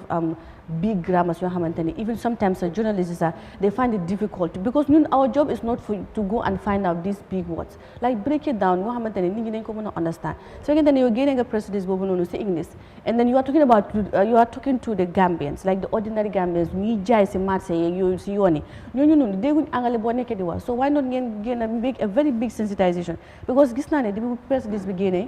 gisuma benn task force si any media houses ñuy wax si li nga xamante ne mooy lii gannaaw tey bi fi kii ñëwee SISAWO so ndax communication bi lack of communication foog la tam is an issue wala su gaa yi war a ñëw rek end of September boobu ñu commencé di bulldoze nit ñi ak yooyu foog la du andi jafe-jafe li laaj am na solo the best way to communicate mooy nga simplify exactly maanaam li nga bëgg a jàll dafa war a yomba pour mu neex a dégg and li gën a yombal nit ñi ñu mën a dégg wax la du binda nit ki dina ko read waaye du ko understand xam nga li Wolof di wax la dégg du rombi nopp kon nit ki soo waxee mu déglu la si la moo gën a dégg fi ngay waxee waaye ni ma gisee dafa ñu bari dañ ragal media bi suñ ñëwee toog am loo leen laaj sax ñu mer wala ñu gis si seen boppa déedéet warul ki laa laaj yow la bëgg a dimbale li ñoo laam-laamee ci biti pour nga leeral ko jarut mer wax ci loo xam su dee amuloo ci lu doy nga wax ko ok may ma naa ko dem gestu wala yëguma lii dinaa def nangam ma ñëwaat loolu ñoom seen liggéey la moo yombal ngir soo ko bàyyee ñin mi nekk ci mbedda bi ñi jëw di tuumal di wax li ñu ne nit ñi loolu lañ dégga loolu la ñoo gëm yóbbaale ko yow mi am dégga xam li xew yaa ngi toog noppee ko wala yow si binda rek nga am loolu dama gëm ne dafa war a wecceeku and bokk na ci doon njiit bu xarañ mooy quality of leadership you should be able to communicate mooy war nga di jàllale xibaar lu leer ci noppi nit ñi xam ne lii nga war a toogee xam nga wax naa ci gannaaw about ne community policing dañ ko war a dooleel police am nañ waal waaye ñun tam dañ am waala ñun mi dëkkee ci community bi am na yoo xam ne waru ñoo xaar police bi mu jóg def ko ñun tey fi ñu dëkkee su amee ku ñëw yaaxa fa dara ñun ñoo war a booloo génn ne ko li nga def nii du yoon defee ko nangam police bi sax du ci agsi du ci bokka waaye loolu tam beneen level la pour ñu def ko wax naa ci gannaaw tam jikko yi buñ gisee police as noon ñun am nañu responsibility léegi suñ ne fii yoon bi dafa xat ñi fi nekk dañ fi war a jóg te may nañ waxtu ñaari mbir mu ngi ci waaw war nañoo communiquer jokkalante bi mu àgga ba nit ñi xam li leen di xaar bul xaar bés bi ñëw jot ñu ñëw di la génne dafa ruslu en dafa yokka ñu bari mer léegi nañ wax ne comme jigéen la meer la mag la mu ngay jaay gerte loolu la yaakaar su ñu ne ndeysaan gis nga ñu ngay génnee meer yi lii la yaakaar pour dépasse li waaye ndax kooku li moo def yoon la suñ waxee pavement fu nit ñi war a dox la pour ñu bàyyi tali bi waaye ñun tey dawal moto ci réew mi fii dafa jafe ngir ñëpp ñoo bokk a jëmukaay di nga korne sax nit ki mu gestu xool la du la faat fii rek la am ci réew mi damay wax ne daraay fay ñoo du tampon nit ñi li tax ma waxee noonu demal Sénégal tey ki fa yàgg a jaar fa waxuma la highway de yooni suuf yooni mbedda yi soo taxawee ci yoon bi moto tampon la te du taxaw moo tax ñoom suñ gisee moto dañoo daw waaye fii nag ñun dañoo defante moto yi soo ma laalee soo ma tamponge Gambia fii rek la am en benn yoon boobu driver bi fa la moo daw saykul borom puus-puus borom saret yi nga xam ne moo amee moto ba ñëpp ñoo bokka yoon bi bokka na ci li ko xatloo waaye pavement yooyu du yoon ci ne soo paanee nga lijjante sa moto pour lu ko fa jëlee nit ki mun na cee xam loolu da nga paan guddi suba ba bëccëg war ngaa fexe moto bi jox ko waaye one week ñeneen seen moto yi fa la dëkka yow nekkuloo di ko utilize mooy moto bi du daw yaa ngi ko fa jël bàyyi ko fa du rek highway bi waaye xoolal suñ mbedda yi nga dugg ci koñ yi di nga gis ko am garage fi te koñ bi yëpp ay moto la fa paak yow da ngay si sa moto pour defar amuloo loo ko defaree demal paak ko sa kër soo amee xaalis nga ñëw ñu liggéeyal la mu dox nga yóbbu ko nga gis ku jënd xeer suuf wala béton ñëw juur ko ci mbedda dañ ne mbedda bi mbeddi buur la yow fi nga em mooy sa bunti kër fi nga tabax jëm ci biir foofu nga moom waaye tey gis nga ñoo xam ne sa si seen bunti kër dañoo ñëw def fa concrete dañoo ñëw sa teg fa ay xeer pour moto yi buñ fa jegeñ buñ fa jaar yii yëpp dafa yaaxa charta du luwaa waaye kenn warut a jël xeer dóor ko dégg la trop moo ko isi xëjut sa biir kër mu sotti ko jëlal puus nga roñ ko dugal ci biir yii yëpp dafa xatloo dëkkuwaay yi dafa xatloo yoon yi te nañ xam ne police bi duy defar luwaa police bi is not a lawmaker moom liggéeyam mooy pour mu enforce law bi pour gis ne loi bii dinañ ko sampa mu dox nit ñi ñu gis ne lii mooy lu war pour ñu def ko soo su dee loi yi ñoo wax ni baaxul ñoom defaruñ ko ñoom seen liggéey mooy pour ñu ñëw enforce ko waaye ñun tam am nañ ci wàlla ne fii yoon la fu ñu war a jaar nga ñëw toog fa yow yaa tooñ ñu ngi ko wax ci marché yi kansul war nañoo defar ay marché wala ñu yaatal ko waaye ñu bari di toog ci yoon bi gaaw a jarte moo tax ngir ne ñeneen suñ la fekkee ci yoon bi dañoo jënd dem seen yoon ñu bari dañ dee tayal dugga ci biir marché bi moo tax ñu bàyyi marché bi ñoo toog fa waaye war nañoo am loo xam ne bés bu nekk ñu di leen bàyyi xel moo tax ma waxoon ci ay moto bike trafic lu mu xat-xat di nga jël ci yoon yi nga dem lii police bi am na ci cër di ko seet di ko gëstu waaye ñun mi moom mbir itam waruñoo xaar ñu ñoo daxa di ñu riitee di ñu aaye nañ wane jikko bu rafet lu waa bëggut nañ ko bàyyi lu dul yoon nañ ci génna gis nga li fi manqué ñu war koo régler dafa bari te nit ñi ngay bileem every day nga gis ko surtout guddi ñu bari di dawal cycle amuloo réflecteur amuloo lampa loolu sa safety la yow moto su la gisul tampon la lu ñëw ñu ne driver bi waaye yow yaa deful lu war xëj na ci wàllu trafic luñ ci war a régler dafa bari moto benn lampa moto bu amul sax lampa moto bu amul signal yëpp ngeen daw ci dëkk bi te yi ay loraange la moo isi waaye nit ki moo war a am xel benn bulb pour nga dem wécci ko nga taal lampa nga dem sa yoon fii nga ko gisee gis nga Sénégal waxuma la ñàkk lampa de su tàkkee sa lampa bi taal na leeru da nga am problème dañ laa ne lampa bi leeru maa ngi jógee Touba doon dem Dakar maa ngi ànd ak akasa benn jàngkatu xasaayit la bu nekk Sénégal te dafa siw de ñu baree ko xam biñ demee ba si autoroute à péage bi noonu oto bi mu paan bi kiiwut dafa xam naa dafa ñu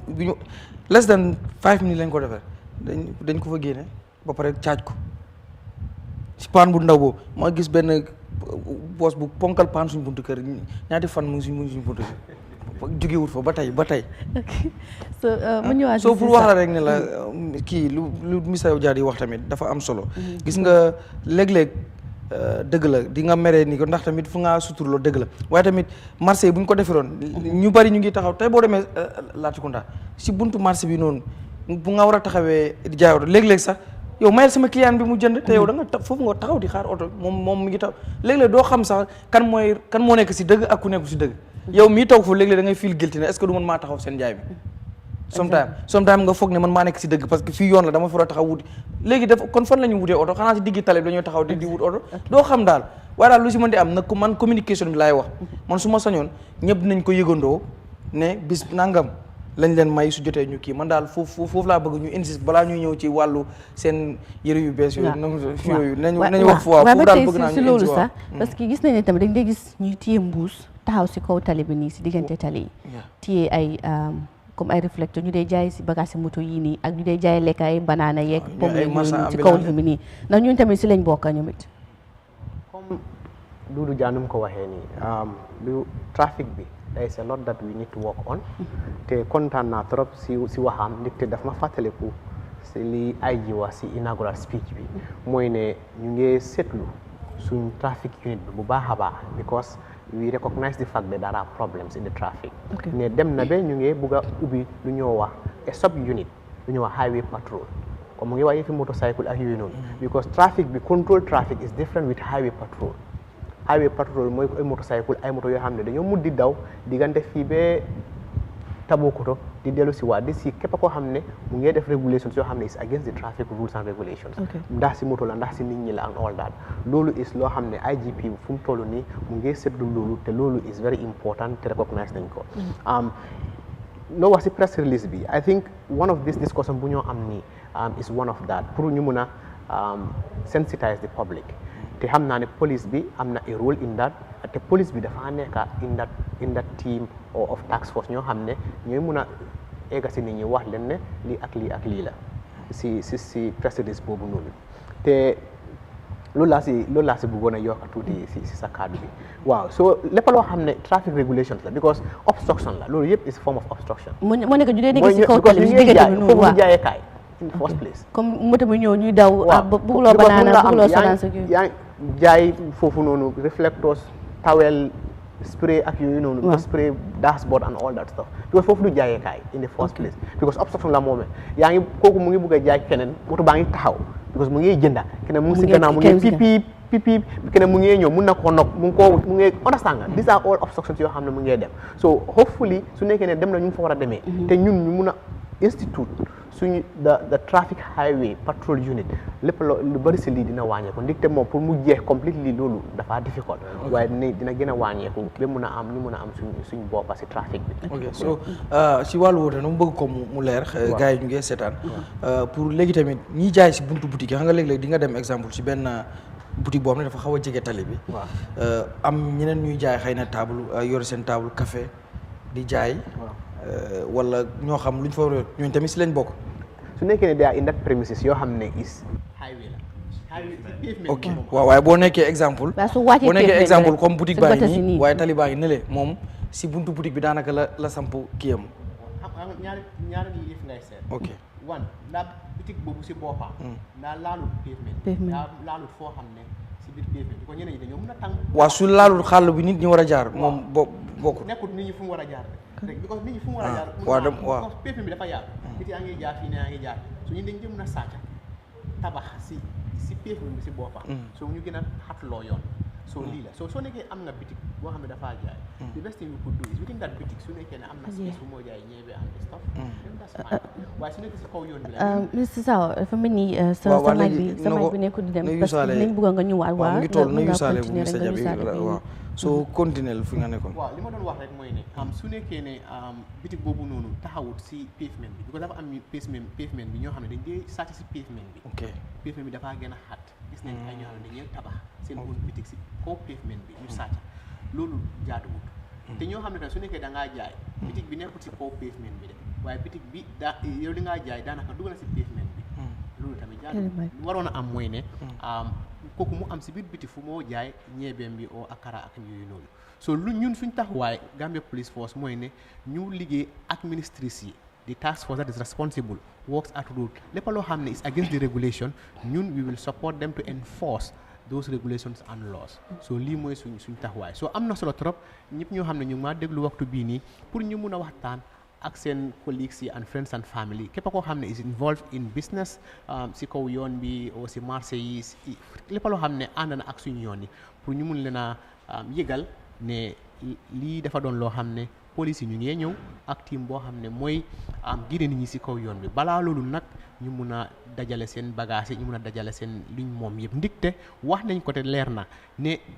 duñ announceati su ñoo ñëw moom dañoo ñëw luñ fa munti fekka dañ koo bulldoze. waaye ndax 1 month is enough déedéet ndax 1 month is enough so to sensitize the people ne we are doing this we are coming to do this is 1 month enough ndax 1 month boobu noonu doy na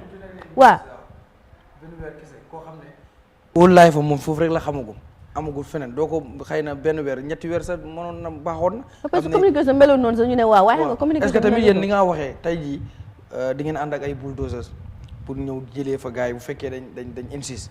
balaa ngeen àgg foofu ndax tamit yitte gi ngeen def ndax ànd ak ay bulldozers dafa naa mu gën a metti wër ku ci nekk wax la ni la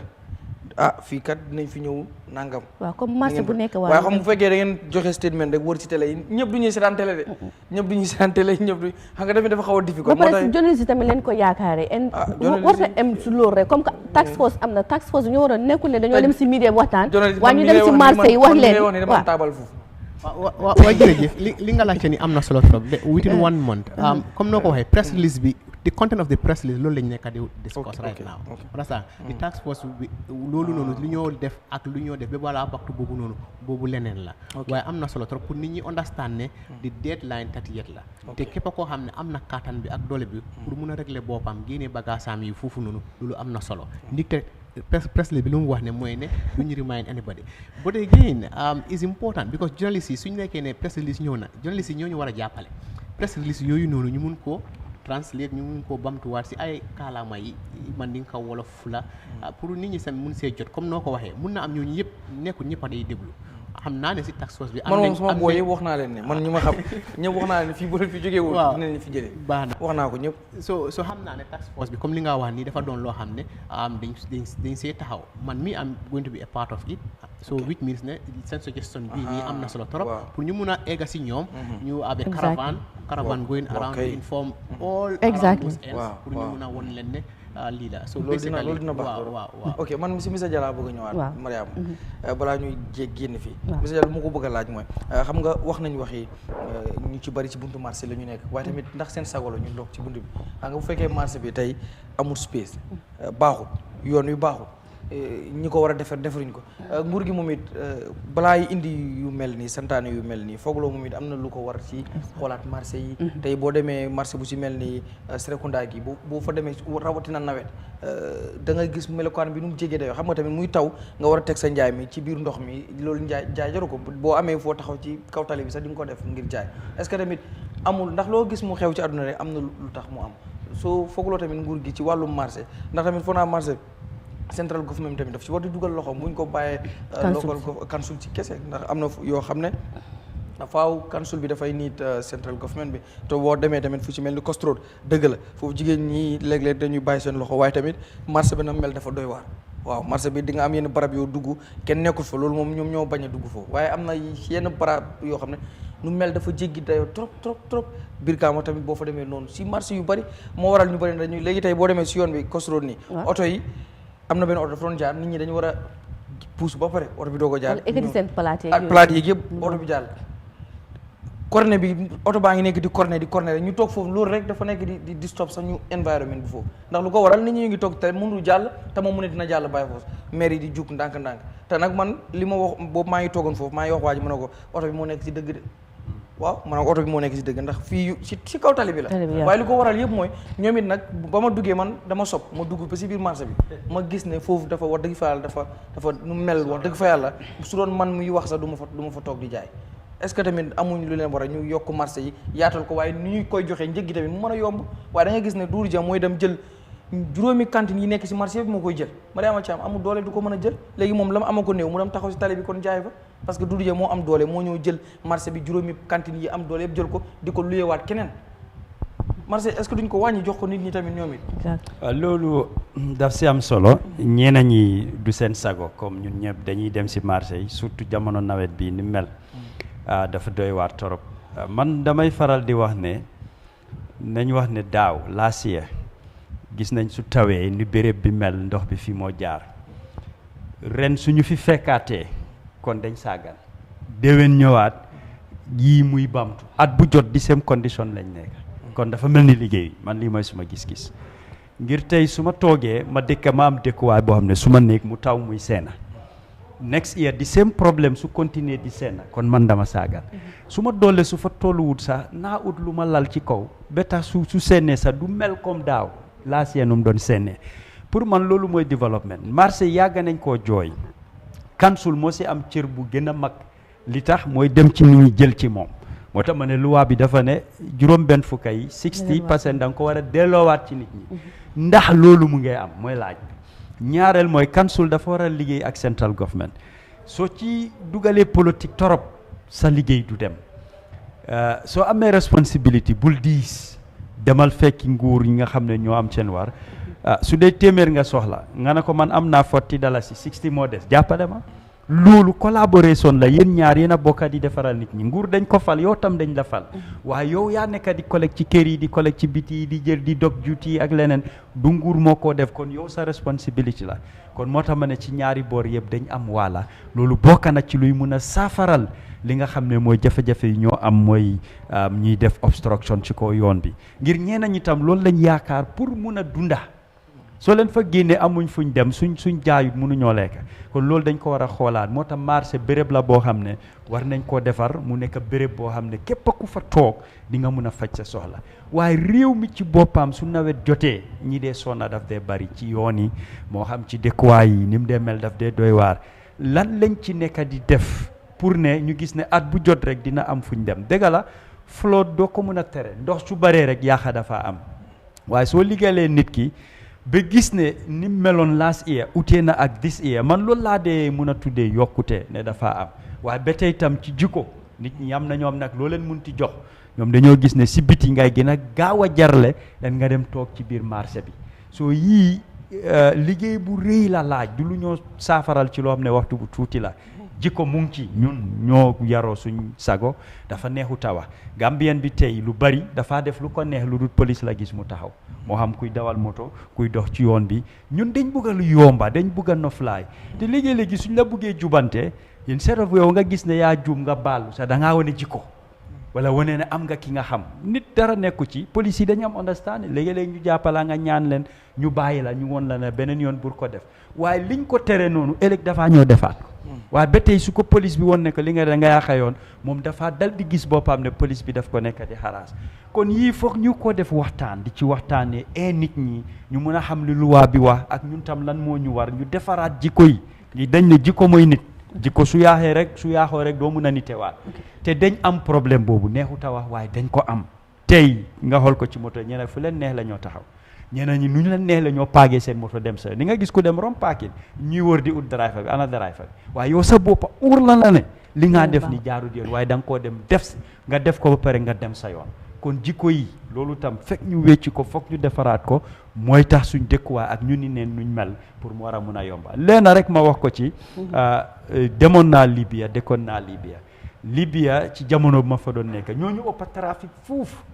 looy gis rek ak lu trafic xar-xar dañ jekkoon ne rek piip ñu may la nga dugga man fii du Gambia parce que fii di nga génne sa loxo sa ñaan nit duñ la faale xol itam dafa xat moo tax niñ mel tam ci trafic bi beneen problème la beneen condition la bi nga xam ne moo ci nekk waaye yii yëpp foog ñu eete ak ñu bari tey ñu ngee dawal moto waaye dañ la jàngal dawal waaye jànguloo trafic mun a dawal moto ak xam trafic du benn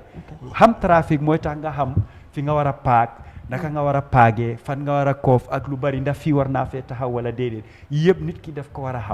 xam nga ñu ngee wax comme ñi jaay si ko yoon bi loolu li ko saafaral mooy ñooñu dañ war a am béréb fu ñoo toog wala fu ñoo taxaw yow mi soxla dara utal correct parking nga wàcca dem lijjante li nga lijjante ba pare nga jël dem sa yoon waaye parking tam problème la ci dëkk bi man damaa am bitik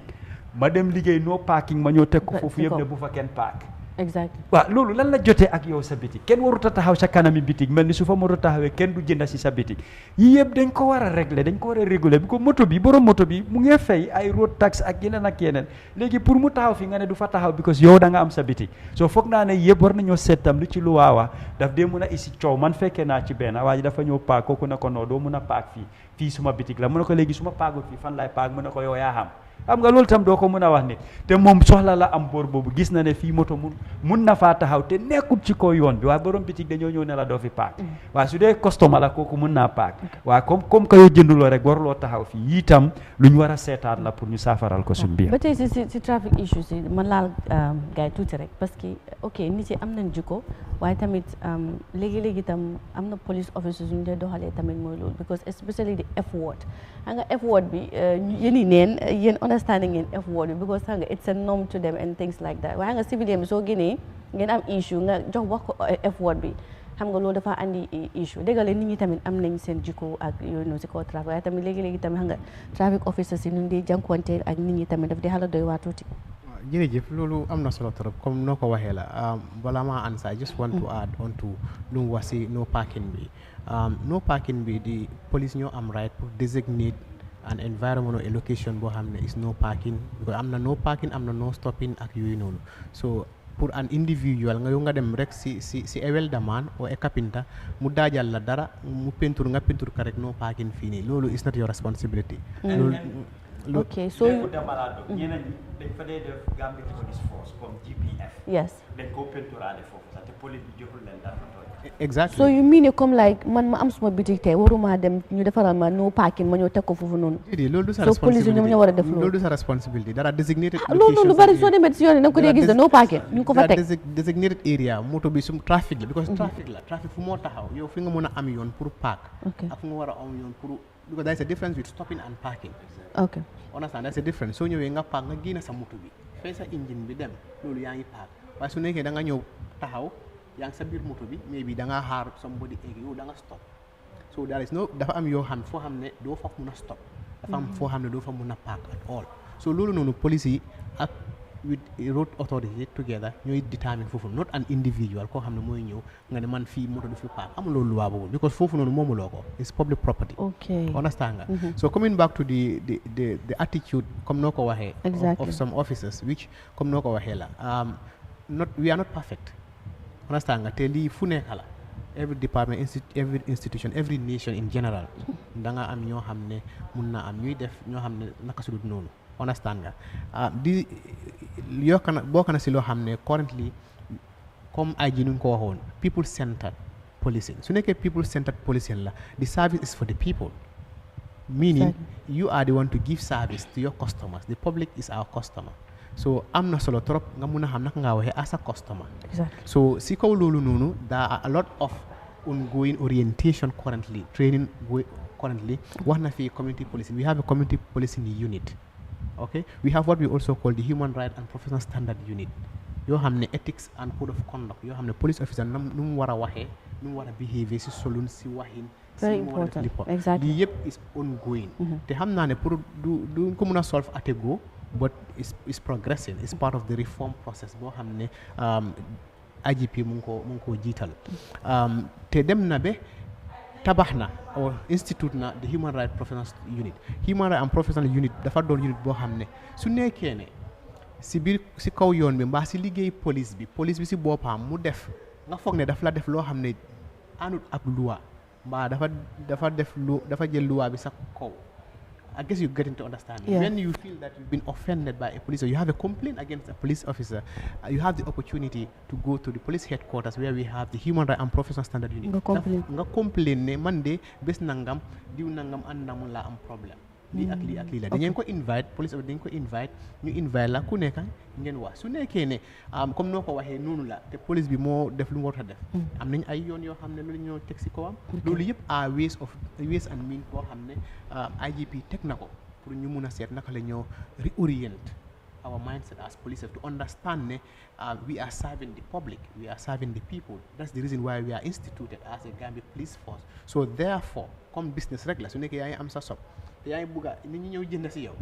il faut nga smile ñoom de il faut nga wax leen exactly so it's the same thing and that's our focus now so focus now is people centered and a lot of work ongoing bala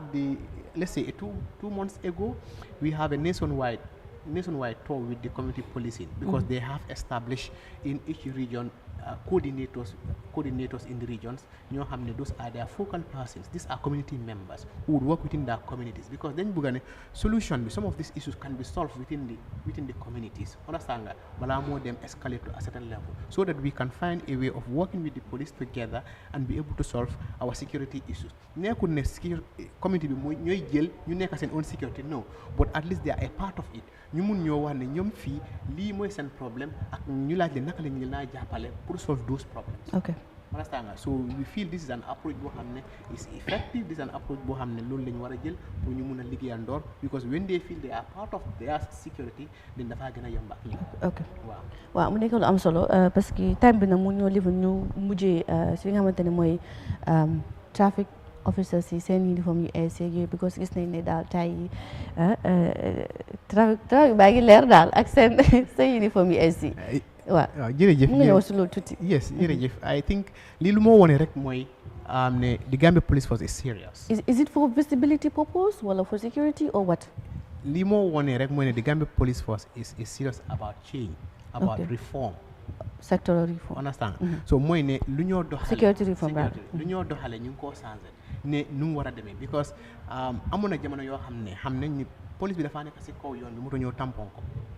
Am nañ fi ay yu bëri yoo xam mu tampon ko mu rey ko, comme li nga wax mun naa am si ay visibility issues la, mun naa am mu ngi sol loo xam ne driver bi gisut ko, waaye lii US yi nga gis nii dañ am soo nekkee fu leen dem sa yaa ngi foo munti dem sam lamp bi su ko laalee rek dafa reflect si bëccëg dafa reflect mucc moo si guddi. te traffic bi is across the country. ñu ngi officers are on the road si kaw yoon bi di def seen liggéey, te moto yaa ngi dem ak a ñëw sometimes with high speed. So pour ñu mun a gis koo xam ne at a distance, even let's say half a mile, somebody is there, that's a police officer. That is very relevant, that is very important. So dafa doon si loo xam ne si reform si la bokk. ñoom tamit ñu gis ne seen liggéey bi seen liggéeykaay, their tools, which is part of the uniform, their tools at least are comfortable one, and they are secure and safe on the road. So loolu am na solo trop. ok waaw xanaa loolu man lu ma si yokku ma ñëw ci wàllu boobu loolu baax na, parce que tamit xam nga dafay am solo léeg-léeg checkpoint si kii dafay gàtt, waaye nga gis ne bu fekkee police taxaw na foofu bu reflecté dina jàppale tamit driver bi pour mu xam ne mi ngi ñëw. waaye man dafa am loo xam ne man dama si dellusiwaat, waaye loolu ba tey ci trafic kii bi la rek. mooy man damay gis léeg-léeg xaw ma ndax loolu lu am la yéen a leen ko wax wala ñoom ñoo ko def seen mbir bopp. mooy léeg-léeg da nga gis bu oto taxawee rek ñoom balaa ñuy def dara ñëw wekki seen number plate. ndax loolu is legal wala loo xam ne waruñ ko def, ndax da ngay ñoom number plate léegi la ñoo génne. xaw ma yematuñ léegi si jël lañ sin rek kese, waaye wala paak la kese, waaye dañu ñëw génne waale sa number plate bi. loolu doy na waar trop, because maa ngi koo dégg for the first time. because mun naa am, because comme noo ko waxee la you have experience it. waaw loolu because lu xaw moom su nekkee ne, because mënuma understand under what circumstance la ñoo génnee a number plate of a vehicle, because ñu ngi wax ne moto bu nekk dafa war a am number plate si kaw yoon. So police officer mooy wax loolu, te loolu lañ war a check. moto su amutee number plate ñoo laa taxawloo. léegi su nekkee ne ñoom dañoo ñëw ñu génnee number plate, loolu doy na waar trop. I don't know the circumstance li tax ñu génnee ko, and I think that is so relevant pour ñu mun a xam ñu mun laa mun a tontu si loolu noonu. su nekkee loolu mu ngi am tamit fooguma ne loolu dafa doon loo xam ne war naa am in the first place, because su nekkee ne da nga violate, if a driver violates traffic regulations, dafa am yeneen yoon yoo xam ne mun nañ koo yoon yi lu mu wax. benn moom si boppam ñu am licence insurance ak yooyu noonu. benn moto bi si boppam ndax moto bi is it roadworthy, lu war a am moto pour mun a daw si kaw yoon bi ndax am na ko yooyu yëpp. Those are the things that you look for. Then moom nga invite ko to the police station or to traffic or whatsoever. Foog naa yooyu ñooy yoon yoo xam ne yooyu lañu war a jël, te yooyu mooy yoon yi, te yooyu mooy advice bi ne saa yu nekk police officer soo nekkee si kaw yoon bi li la war si kaw yoon bi dañ koo understand, dañ koo xam, mooy ne liggéey moo la fa teg. liggéey boobu noonu nag da nga ko war a def with profession, with ethics liggéey bi, because ndikte benn police si kaw yoon bi is representing the entire Gambia police force. yaa ngi comme sa experience bi li nga wax fii nii. Understand nga, man koo dégg the first time is a kind of is funny, because it does not actually make sense at all. Why? Loolu nekkul loo xam ne loolu lañ leen jàngal, loolu nekkul loo xam ne loolu lañ war a def. te we are working closely with the mobile traffic pour ñu mun a see how best we can continue on the professionalism loo xam ne moo fa nekk te gën a yokku nit te nit moom su moo liggéey da nga koo yokku rek yokku di ko jox xel di ko xelal pour mun a def liggéeyam bi ni mu ko war a defee jërëjëf Mr. Jah balaa ñu close nga wax si film bi dama bëggoon a raise some issues pour moom mu dimbale ñu ci parce que benn si traffic police yi luñ yàgga di gis mooy li comme ñoom dañ dee sol glove bu weex ngir sa loxo yi mooy joxe directive taxawal ñëwal I think ne glove boobu pour visibility la nit ñi ga war ko mun a gis waaye tey ñu bari si ñoom ok doo leen dee gis ñu sol glove xëy na glove moo amul o ñoom ñoo sawarut pour sol ko waaye dama believe ne it is very important because signs yi nga joxe you know blowing along the way léegi-léeg nga gis police bu ne driver taxawal kooku move because gisut di hand sign yaa ngi léegi-léeg mu ne la kaay waaye yow sa boppa nekkuloo di concentrate boobu benn ñaar mooy road signs comme fii du pour U-turn fii no stopping ak kii daf dee mën a manqué léegi-léeg police break la ne la fii waruloo fee U-turn man sax mus na maa daal man ko bot gisuma any sign te xaw ma ne fii du U-turn xëy na sign si dina dimbale driver bi nga xam ne fii no stopping la fii waruloo fee U-turn comme boot si xaw ma ñan ñoo responsible loolu ndax police bi la o road authority la wala ñan and the third one mooy yenn traffic police yi ok dañ dee mun a laaxu ci place au bitig xaar ba driver bi defan offense ñu génn si ne la taxawal so man loolu feel naa ne ok neglect of duty la waruloo nóbbu di xaar ku def problème nga génn si waaw always daal show sa presence te nit ki su defee an offense dina yomba léegi-léegi tam ñun suñ dëgër boppa la comme li ma wax ci gannaaw rek duñ def lu jaadu lu police lañ gis so da ngeen xaaral ma laaxu ma bàyyi ko mu defan offense den ma doog a ñëw ci moom so this issues feel naa ne léegi-léegi on daily basis ñu ngay am problème si comme lan ngeen a mun a def pour saafaral ko jërëjëf Doudou si laajte boobu noonu te laajte bi am na solo torop man suma boppa dama ko dee gis da ngaa gis ne sometimes police officer bi traffic officer dañ dee sol yu weex from here si am bi loolu yëpp comme noo ko wax pour mu gën a leer la su loxo bi su ko saanee mu light bi te su nekkee ne dafa am ñoo xam ne nekkuñ di ko def xam naa loolu nañ si séntu ñu waxaa seen commissioner ñu mun a just on those things because loolu am na solo torop ñaareel bi nga wax mooy ne di road signs to installation of road sign is not the responsibility of the Gambia Police Force. Wow, so the department or the agency responsible. Is it I roads? know signs. Actually, I don't want to go there. But I know there is a department responsible for that.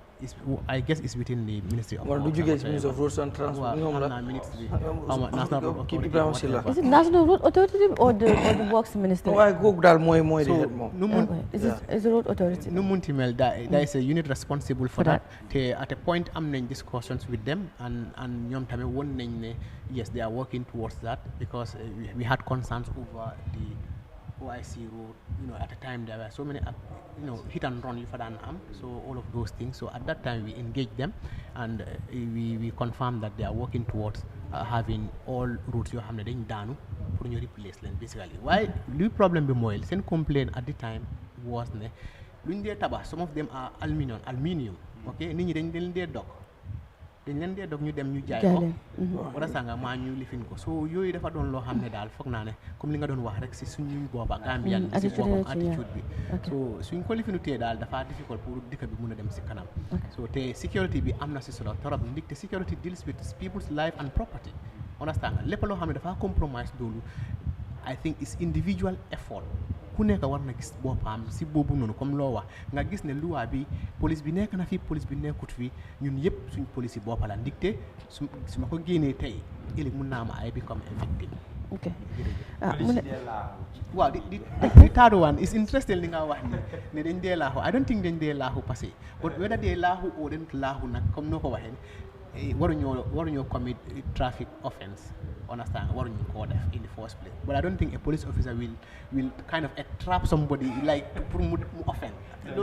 Okay, then how will you call that activity because your place is the traffic like sa ko yoon bi so yow yaa ngi laxu si police gisuñ la comme tey ko mel ni MC rek nga ñëw rek take over wala def lu ko ne rek nga ne ko taxaw mu naa xaw moo ne police boobu Well, look, I'm police movement. That's why you did what you did. So police exactly. So that's another tactic. But in general, I don't think it's intentional for you hide just to fish out the people they are offending the regulations per se. Okay. Maybe for another reason, because since Subanyana identified how bangi tanga and all that, you can never know whether at the point in time that unrest, understand that, and because he has seen something wrong, he has to address it. You understand? Maybe the case. I'm not trying to. Waaw dafa am lu ma jaaxal so lii daf ma yàgg a jaaxal dafa ñëwaat sama mind bi nii rek mooy police officer yi seen fu ñu dee nekk noonu kiiwu GSM bu fa nekk noonu waaw mooy fu ñu dee nekk noonu waaw mooy affaire GSM damay bañ a tudd turu GSM bi pour advertisement waaye foog naa xam nga GSM bi may wax fi ngeen dee nekk noonu loolu ndax luñ mën a nangu la. Is it legal to have comme police yu mel ni ñoo leen sponsor wala branded with waaw te police mo foog waaw something is it legal because on legal loolu is damay laaj man ndax waaye profession foofu laa bëgg waaw ndax méngoo na ak police ak nu mu sacré lu mel ni loolu ñun at Gambia Police Force dañu mën a liggéey dañu bëgg a liggéey ak partner and with any stakeholder moo xam ne nañ mën a jàppale si suñu liggéey si suñu soxla ñu ngi partner like lu ñoo def nii right now xam nga ñun duñ journaliste waaye duñ mën a ñëw taxaw fii nii ñuy def seen liggéey waaw am ngeen rajo ngeen am rajo waaye anybody koo xam ne mën na ñëw jàppale I'm not you are welcome. We are working with partners and stakeholders. ñu jàppale ñu si seen liggéey bi so dafa am ñoo xam ne dañ dee ñëw philanthropists ñu jàppale ñu donate yoo xam ne dañ foog ne ñoom equally this is their social corporate responsibilities institutes yu bari am nañ social corporate responsibility yoo xam ne dañ dee contribute towards the nation building so most of these institutions GSMs and the rest of them would do this in light of that and other institutes and also we hope that Eyeafrica equally would come someday ñun after da nga suñu baat bi da ngeen ko def si seen yére da ngeen def fi Eyeafrica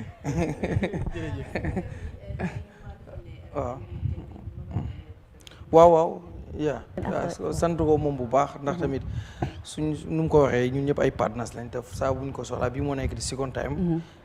biñ ko soxlaa mu ñëw lu yomba la mu ñëw loolu tamit di wax rek pour waxtaanee réew mi interest yu réew mi la ñun ñëpp ndax si réew mi lañ bokk ñoom si réew mi lañ bokk so lii la rek ngir ñu bu ñuy tabax réew kenn mënu koo tabax ku nekk da ngay ñëw joxe li nga am su ko defee ñu tabax réew mi Doudou Dia moom yàgg naa di ko wax so loolu laay répéter rek mooy media friend la maanaam fu ko waaye soxla démba lañ ko call almost daanaka waaw mun nañu no problème dinaa ñëw soo mënoon naa biisi lu comme ñeneen ñi duñ ko defee te bu boobaa yi duñ ko mën a wax dara ñoo ko lita call soo di ko jaajëfal bu baax a baax ak ñi doon seetaan waaye di tëjewaat rek di mastawu waa Maroc li leen dal dafa métti te am na ay Gambien yu nekk Maroc so di leen mastuwaat bu baax ñi si gaañu parce que over 600 people dee nañ fa ak ñu si jëlee gaañu yu métti ñi nga xamante ne gisaguñ leen waaw good Gambien si tamit ñu ngi fa mooy suñ Scorpion si ñoom foofu lañ ne xam nga seen game bi waaye loolu rek lu wax mooy ñaanuñ ko woon yàlla waaye bu fekkoon ni ñun suñu stadium bi pare woon na amaana na tey jii ñaanuñ ko woon yàlla imaginal si press release ma according to ñoom lu ñu wax officiel yu nekk foofu si hôtel bu ñu nekk sax am na lu fa daam imaginal loolu bu leen laaloon tey ñoom fu ñu koy waxee ji kan lañ war a bileem ndax bu ñu amoon tey suñu stadium boppa parce que bi suñu home game la exactly home away game la maanaam suñu home game la waaye dañ ko doon play jàmm waaw outside parce que amuñu stadium ba pare soo mi ngi noonu daal waaye lu si mënti am rek di leen ñaanal yàlla mooy leen dem waaye tamit yàlla bu leen dara dal foofu ak ñu nekk Maroc ñëpp ñu si mucc tamit yàlla na leen yàlla gaaw a muccal ñeneen ñi nga xam ne dañ ci faatu daal yàlla xaare leen àjjana daal métti na daal waaw métti na comme noonu la li lañu amoon fi nga xamante ne mooy breakfast show bi si Eyeafrica TV di sant comme ni ko gar mi waxee rek SISAWO from the Gambia Police Force ak Doudou Dia of the APRC di leen sant di leen gërëm ak ñi nga xamante ne yéen doon seetaan ak di sant waa control room jiite ko di Hadi Jassi soo leen ñu gisee wala ngeen dégg ñu wala ngeen enjoy programme bi ñoom ñoo si jàppal ñu leen di jaajëfal bu baax a baax di leen jox dig daje ba beneen waaw ak Omar caméraman yeeg yëpp yéen ku jàppa daal si technical team bi rek ma leen daaw jërëjëf ba beneen Saturday incha allah di leen ñaanal weekend ni jàmm ak weekend bu ne